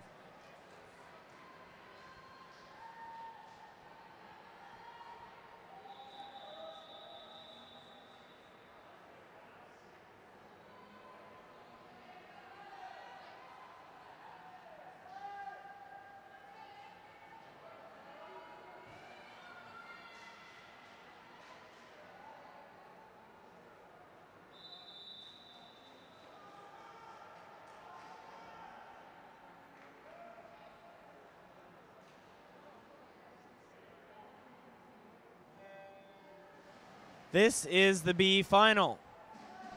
Jared Copeland from Badger in 1. Andrew Sullivan from North Baltimore in 2. In lane 3, that's Josh Parent from Bluefish. 4, Hunter Kim from Badger. 5, Joey Dixon from Delaware. 6, Ryan Brandon from North Baltimore. 7, Hubert Huang from the Commonwealth Current. And in 8 is Chris Stange from Long Island. That's Hunter Kim out in front, 28.33. Ryan Brandon just got out of an event earlier. I believe he did the 100 free not too long ago. So Josh Parent, let's keep an eye on him after the race. He's the alternate, the opposite for Anna Hine of what we talked about earlier. Josh is going to swim this, and then he's going to swim the 200 fly. That's Josh in lane 3 there in the middle of the pack. He's going to swim this and then the mile. Now we'll have one heat to recover, and then it's right back up on the blocks to swim a 1,500. I said I'd want to get the mile out of the way. Andy said he'd rather swim the mile and then a 200, or he'd rather swim the 200 and then the mile. We'll have about a 300 to half warm down and then get right back into the race. Sounds brutal either way. Josh, the only swimmer in this 200 fly who's doing both. We'll get into a little more of the history of that in a few minutes, but definitely it's going to be a long night for him. And there are a couple long scratches. next half hour. A couple scratches from this morning in the tuner fly. I know Dylan Porges of Asphalt Green scratched out of the tuner fly to focus on the 1,500. But Josh Parent elected to go with both. Maybe that was his decision, or maybe it was his coach's decision. I don't think Chuck Batchelor was letting him out of that 200 fly if he asked him the mile. Hubert Huang, who's actually looking pretty nice, or is a little behind the field in lane 7, swam the mile this morning. Top 2 in this heat are Ryan Brandon, older brother of Daniel Brandon, who's been breaking Michael Phelps 10 and under meet records. Brandon, a really good last 50, just like we saw in the 100 free. Hunter Kim second. Look at Josh Parent closing hard before he swims that mile. This is going to be Ryan Brandon getting the win in the B final with a time of 2:08.25. Battle for second. It goes to Parent in 2:10.77. 33.8 for Parent in the last 50. Good warm up for that 1,500. And now your A finalist, championship finalist in the 200-meter butterfly in lane 1 representing A final of the 200 fly. Hans Lim from Long Island in lane 1. Brennan Hammond from Berkeley in 2. Timothy Marsky from Long Island in 3. Jason Lauser in 4 from Long Island. 5, Harry Homans from Bluefish. 6, River Wright from Bluefish. 7 is Andrew Sukach from Eastern Express. 8, Ben Selnick, North Baltimore. We've seen a lot of these guys. Marsky, Lauser, Homans, Wright throughout the weekend. All in their final race here. your A finalist, Mr. Referee.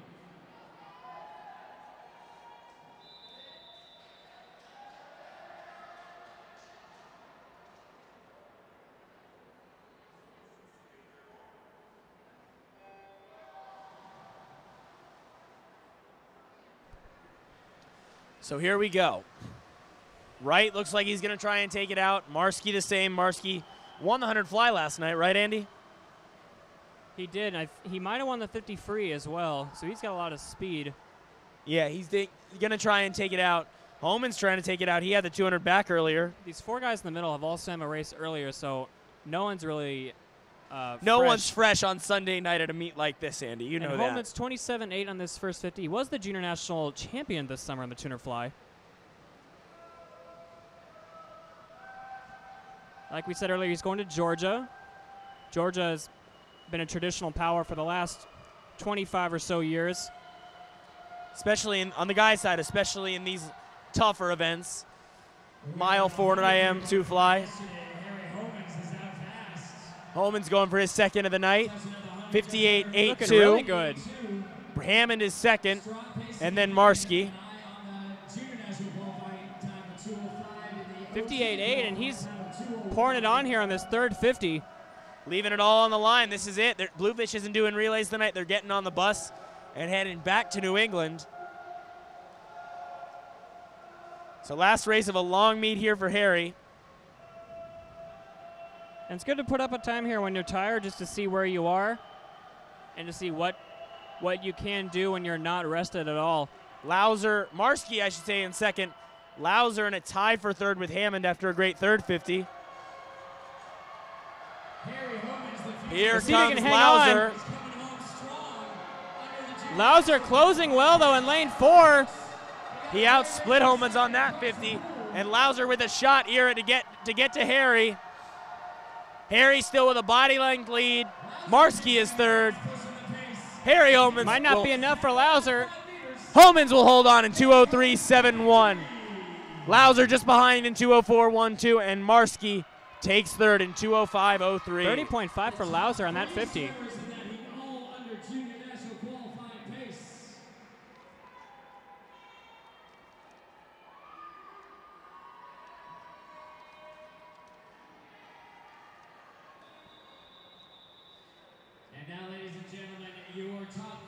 Final individual swim of the meet.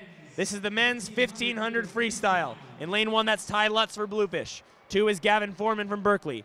3 is Dylan Porges from Asphalt Green. 4 is Will Hoganboom from North Baltimore. In lane 5, Josh Parent from Bluefish. In lane 6 is Juan Carlos Castrillion from Long Island. 7 is Jonathan Choi from Asphalt Green. And in 8, that's Colton Parkinson from Bluefish. Lot to digest here, Andy. Parent just swam the 200 fly, got second in that B final. Hoganboom, the only guy seated under 15 minutes here. Trials cut, I don't think will come into play. That's a 15:44.89. Parent doesn't look like he's breathing hard either, just coming out of a 200 fly. We'll see how he I'm is. sure he'll feel it. But he's 14. He's got plenty of energy, and if anyone can do it, he probably can. He had a good finish, I believe, the other night in the 800, which was won by Dylan Porges in lane 3. So we'll see how this race shakes out with Porges in 3 and Hoganboom in lane 4. All right, so Chuck Batchelor, who has two Bluefish swimmers in this heat, Ty Lutz and Colton Parkinson, and Josh Parent, so 3. And Parent being the only one that swam the 200 fly at all. He asked how many swimmers have won the 200 fly, gotten out, and won the mile in the history of this meet. We don't have an exact answer. We don't have a media guide for this? No, we don't. As Tristan Foreman, who's now the head coach at Berkeley, said, there's only one person who would know, and he can't tell us anymore. Jim Wood would certainly have known the answer to that question. But here's what we do know. Eric Vent did it, an Olympian 2000, 2004, and 2008. He won, oh gosh, I want to say he won. He won the 2 fly and the mile? Yeah, he won the 2 fly and the mile back-to-back. He's won several Olympic medals in his career. Vent from the Squids. I forget the full name of the team, but it was called the Squids. Somewhere in the Boston area, I believe. Rhode Island, I think they said. But yeah, in New England. Who else did it? I think Scott Goldblatt did it. Fran Crippen did it. Scott Goldblatt was here earlier tonight. And we think there are 2 others. but we don't know exactly who they are. Certainly that would be a heck of an achievement as Porges leading the way towards 200.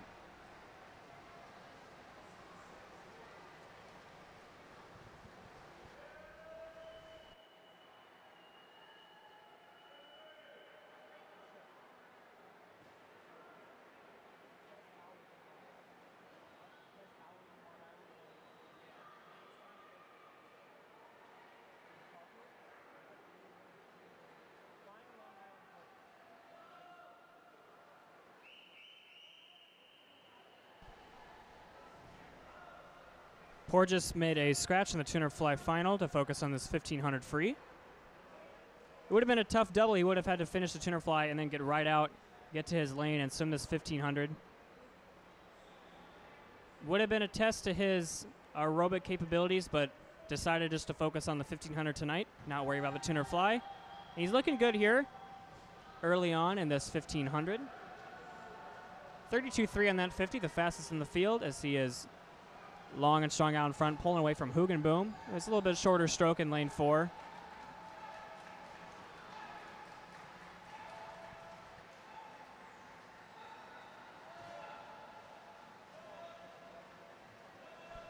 So flipping there at the 300, 309.12 for Porges, 32.2 in that 50. Hugenboom in second. And Josh Parent, who just got out of the 200 fly, is sitting in third place, still early on in this 1500. Doesn't really look like the 200 fly faced him at all. Like you were saying earlier, Andy, the 200 fly, you feel like once you get the lactic acid out early, it's actually not that bad. He should be okay by midway through this race. So if he can stay within striking distance, then he's got a chance at maybe not winning this race, but certainly a good solid swim here. At some point in the 1500, you just kind of go numb and all the pain just goes away. Not goes away, but you kind of just have to forget about that and push forward. And these guys train a lot of yards, train a lot of freestyle aerobic early on in the season, I'm sure. But it's ironic, but by taking that time to recover, he might actually be in better shape for the back half. And that's why I wanted to do the 200 first and then a 1500. But it depends on the person. We have to put out an official poll on people and what they think. But Parent holding strong, 33-1 there.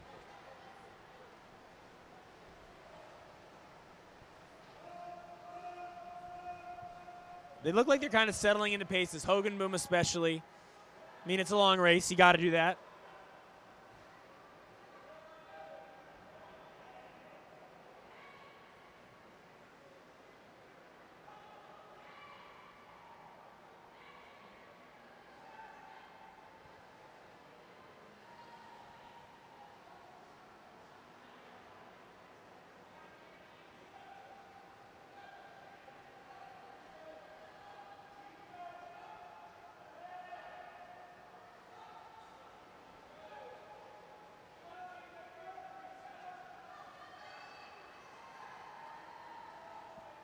Porges hit the 500, 5:17.29. Again, I think it'd be very unlikely to make a real run at this trials cut. 15:44.89, certainly not at this point. His coach seems pretty happy with it, though.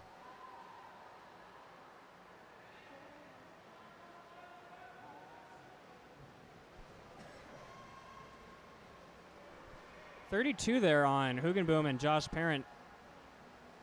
Again, Josh Parent has not been phased by this 200 fly double. He had probably about 3.5 minutes to warm down and get behind the blocks again. If that, I mean, he maybe have gotten in a 150 to warm down. We're going to have to ask him later how he's feeling, but he's looking pretty good. 33.5 in that 50. He's going faster on going to the start end. A little interesting there. Might deal with the way he's breathing and looking towards the guys out in front of him on this end. As Porges turns here at a 6:22.0. 32.1 on that 50. Look at Josh Parent. He really has some pep in his stroke, which is pretty impressive after that 200 fly. Good for him. Good for him for being tough. 32.9 for him on that 50, so he is going faster, going 2 on this on the back 50 here.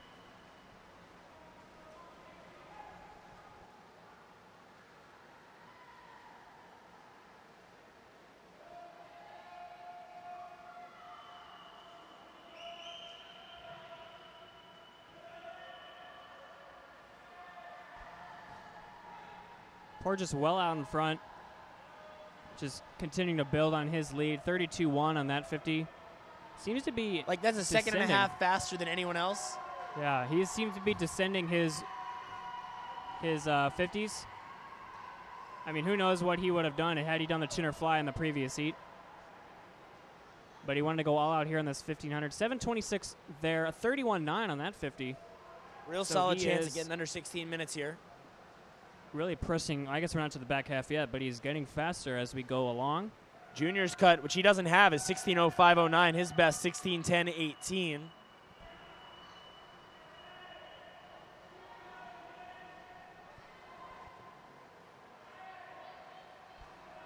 Hugenboom solidly in second. He has a teammate on the side of the pool cheering him on. Three teammates there, and his coach on the lane 1 side of the pool, following him along. He's got a 20-meter lead. 8:10.50 was his half, or 7:58.62 was Porges' halfway split. 32.4 on that 50. 800 turn. He could be around an 830. 830.7. 32.1. And his coach, David Rodriguez, here on the side of the pool. Really happy with where he is right now. Says, okay, that's what you want to see in a mile. Okay.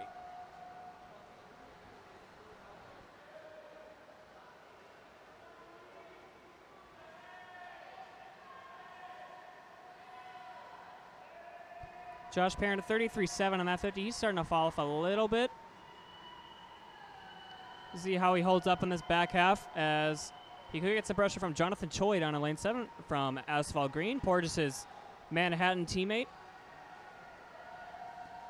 We're approaching the 850 turn, so Choi could have a chance to run down Perrin for third, depending on how the lactic acid builds up in him from that tuner fly earlier.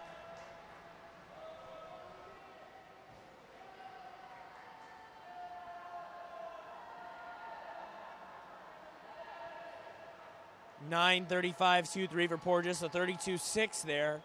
So probably want to start picking it back up just a tiny bit. And the key in this race, especially when you're out in front by yourself like this, is not to get lazy with your splits. Don't want to fall off pace. And it looks like what Rodriguez was telling him, that stay right where you are, given the OK sign. So 33.0 for Don't want to Hogan fall Boom. too much off pace. Sorry, Andy. 33.0 for Hogan Boom, looking back a little bit. 33.2 for Parent. 33.6 for Jonathan Choi. And Parkinson right there in lane 8 as well. Actually, he's on But the he's other. way behind his field. He's actually Oh, a I full saw 100 his 50 split behind there. Porges. Yeah. 32.8 for him there. I mean, he's not in the lead, is he? No, he's not. Well, I'm making sure we didn't lose him. Yeah, he's definitely a full 100 behind. Maybe that split was wrong, because he's just gotten. Yeah, that was a 39.0 for Parkinson. So clearly the 32 we saw there was a little bit of a His mistake. counter must have hit the pad. 31.8 for Porges there. Also, want to make sure your counters are putting in the right number. You don't want to lose track of where you are. Happened to me the first time I swam the mile, but I'm pretty sure she fixed her mistake. Not much So we're change here. for 2/3 top of the three. way through.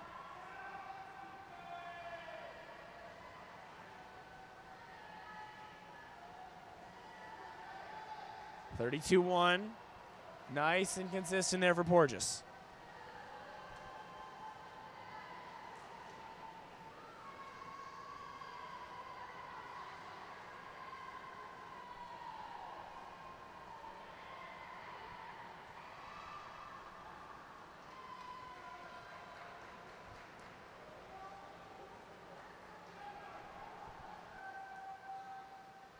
.400 yards to go. 31.6 there, 11:43.33. Looking to get under that 16-minute mark.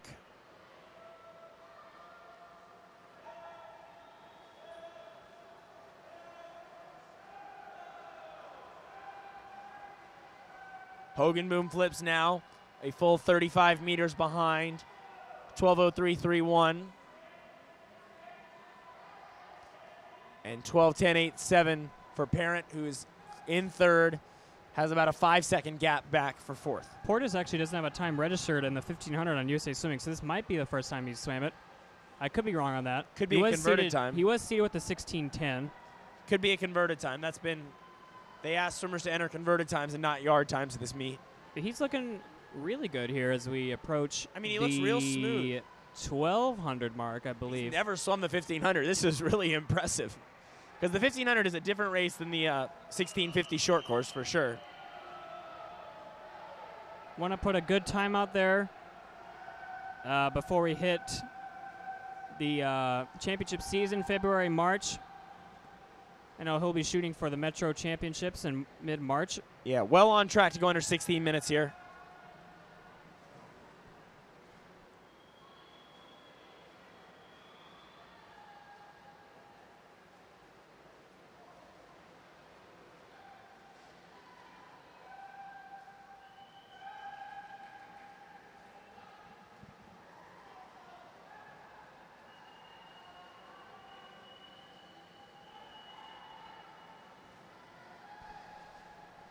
And just checking in with the rest of the field, Josh Parent still sitting solidly in third and keeping consistent with those splits. A couple 33s in there. He's hanging on. Still 5 seconds up on Choi. And he looks like solidly in third unless Choi has a Jason Lezak type 100 this the last few lengths. 200 yards left. But Hugenboom solidly in second, 33.7. Looking like the toll of racing is kind of hitting him a little bit. I'm sure it is to everybody right now.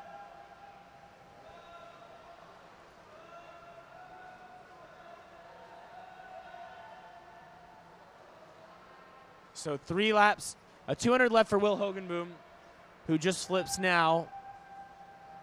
And about to flip at the far end is Portis with 3 laps to go. 12:24.32.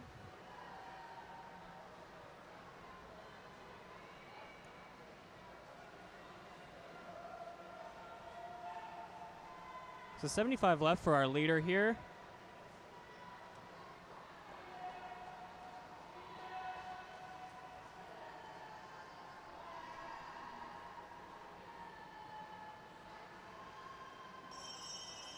The bell, the best sound in distance swimming. And what else does the bell represent, Andy?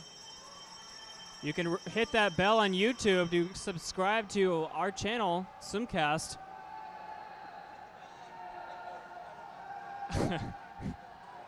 Our producer's telling us to give him the plug on the Swimcast TV. Chris is doing a great job with Swimcast. He's done a great job, as usual, this weekend, working his record 3,721st Berkeley Winter Meet. We couldn't have done it without you, Chris. I hope you can hear me. As Portis turns for home, 15:27.90. He'll be under 16 minutes here. We'll see. 31.7. He should be under 16. Not bad for your first long course 1500. And look at him. He's got something left. He looks great. He looks like he's swimming a 200 free. Look at that tempo. His cap's starting to fall off a little bit. Putting his head down. He'll be fine. He's almost there. Put your head down. 5 meters to go. Under 16. It's going to be about a 15.57. 15:57.45. And a nice effort there for Dylan Porges. 15:57.45. Parent flipping now. He is in third. Hogenboom in second.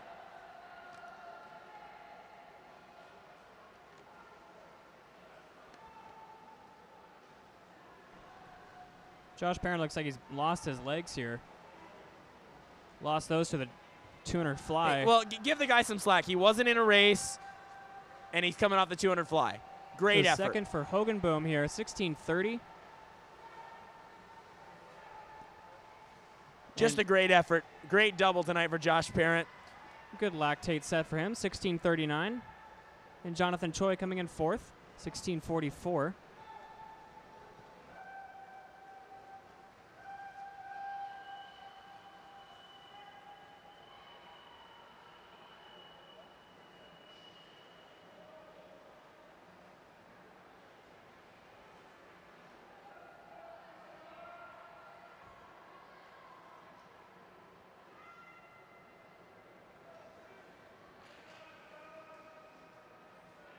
So looking back in the race, 7 guys in, Colton Parkinson with a 50 to go. And that's going to do it for the individual events this meet.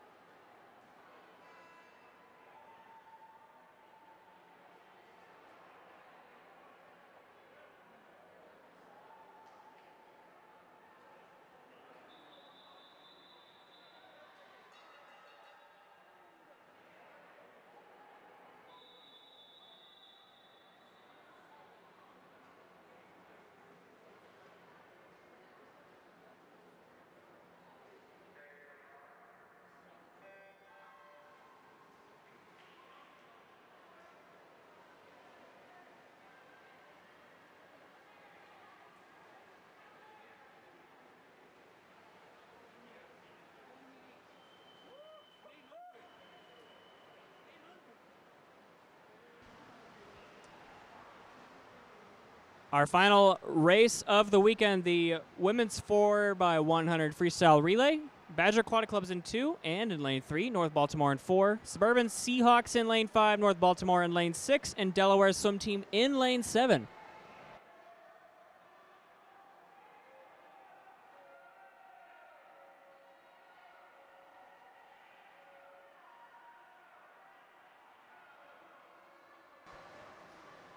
And I don't have relay names in front of me, but North Baltimore is in the lead here in lane 4.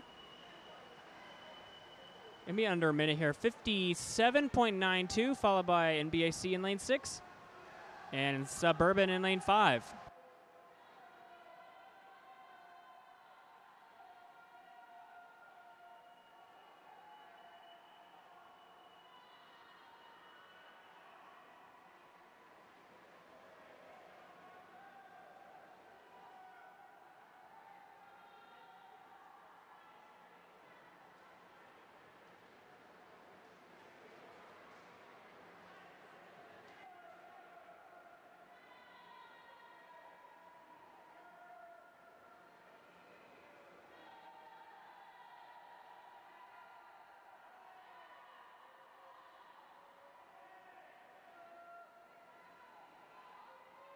So still North Baltimore out here in the middle of the pool. We'll have the lead at the halfway point.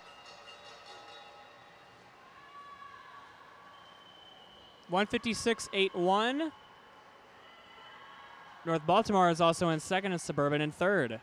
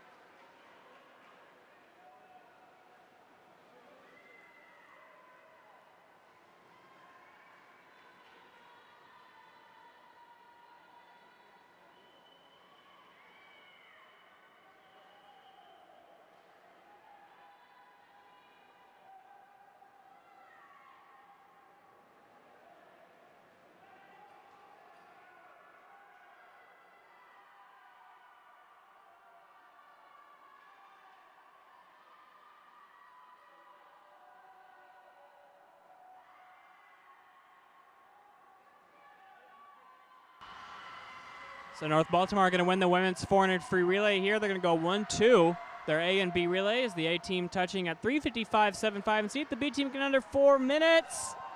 3:59.23 for second. They looked excited about that one. And third going to Suburban Seahawks, 4:02.99.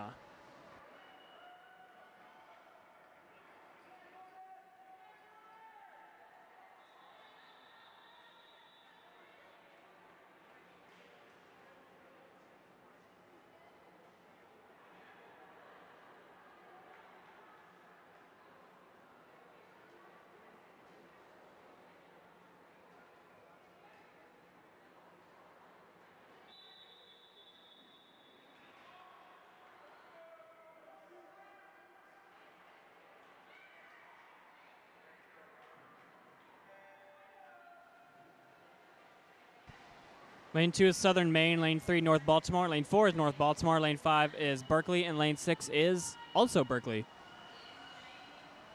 So I don't have names in front of me, but it looks like Hugenboom, who just got out of the 1500, is leading off for North Baltimore.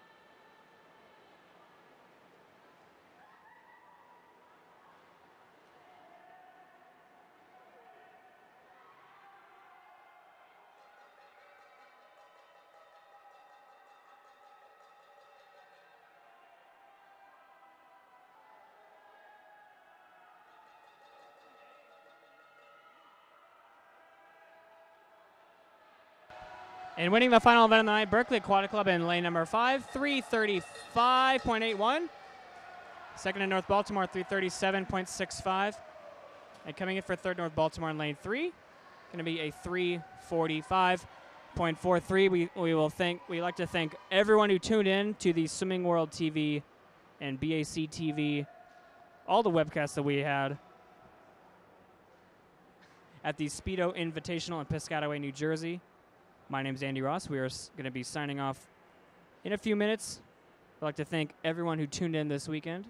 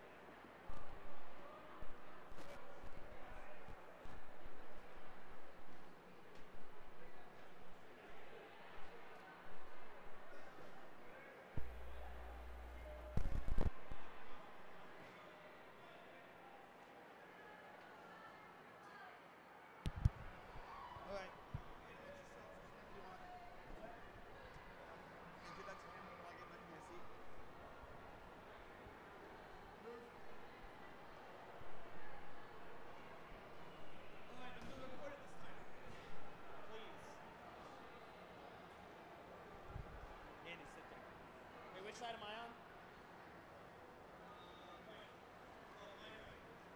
So my left, so switch.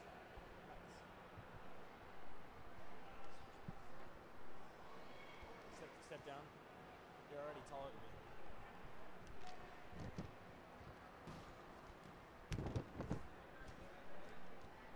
Yes.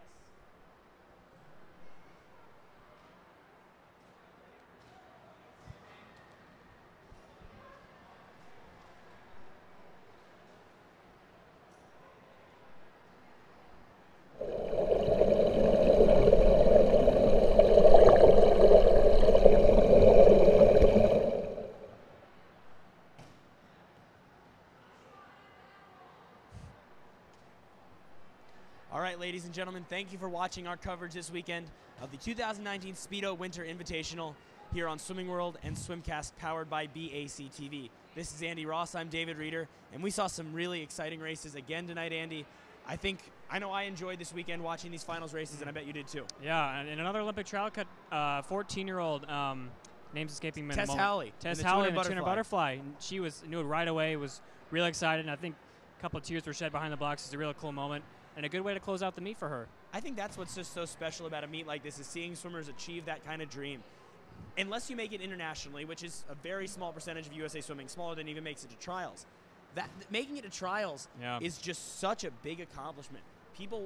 It's so much bigger than any other swim meet that they've ever been to. 12,000 people will be there, and it's in a basketball arena. And that's just such a cool moment that for the swimmers we saw make it for the very first time this weekend, Dylan Rhee this morning, and Tess Howley tonight. Also, some of the highlights. We had that debate about which is tougher, mile and then a 200 breast, or a 200 fly then a mile. Anna Hine won the mile before her 200 breast B final. Lauren Poole won her third event of the weekend. Natalie Mannion won another event. Harry Homans won 2 events. Yeah. Just a lot of highlights. What was your highlight of the night aside from the trials cuts? You know, Dylan Rhee had a really good swim. He got another trial cut, but a meet record, breaking Tom Wilkins' meet record. The year he went to the Olympics in 2000. Always a good name to drop off, and always good to see the sport progressing. That was a really good swim for him. And we forgot to mention this last night, but a 10-year-old was breaking Phelps's records. So Daniel Brannon was his name. Yeah. So that's pretty impressive, even though it's still 10 and under records. But breaking any record held by Michael Phelps is pretty darn cool. So that was certainly a highlight of the afternoon sessions this weekend, the 50 and 100 fly. And hats off to him. He did great, and we'll see how he does next few years. But he's only 10 years old, so we'll see how he does. But got a lot of comments on his story yesterday about breaking the record. My favorite was from a guy who said, couldn't happen to a nicer kid. Yeah, I'm biased. I'm his soccer coach. So it's great to see him staying in all sorts of different things, hopefully still really enjoying swimming as he gets older. Well, Andy, thanks for an awesome weekend here. Thanks to Chris Rattray behind the camera. He's done a great job producing this year after year. All of our interns. For Andy Ross, I'm David Reeder. Thanks for watching.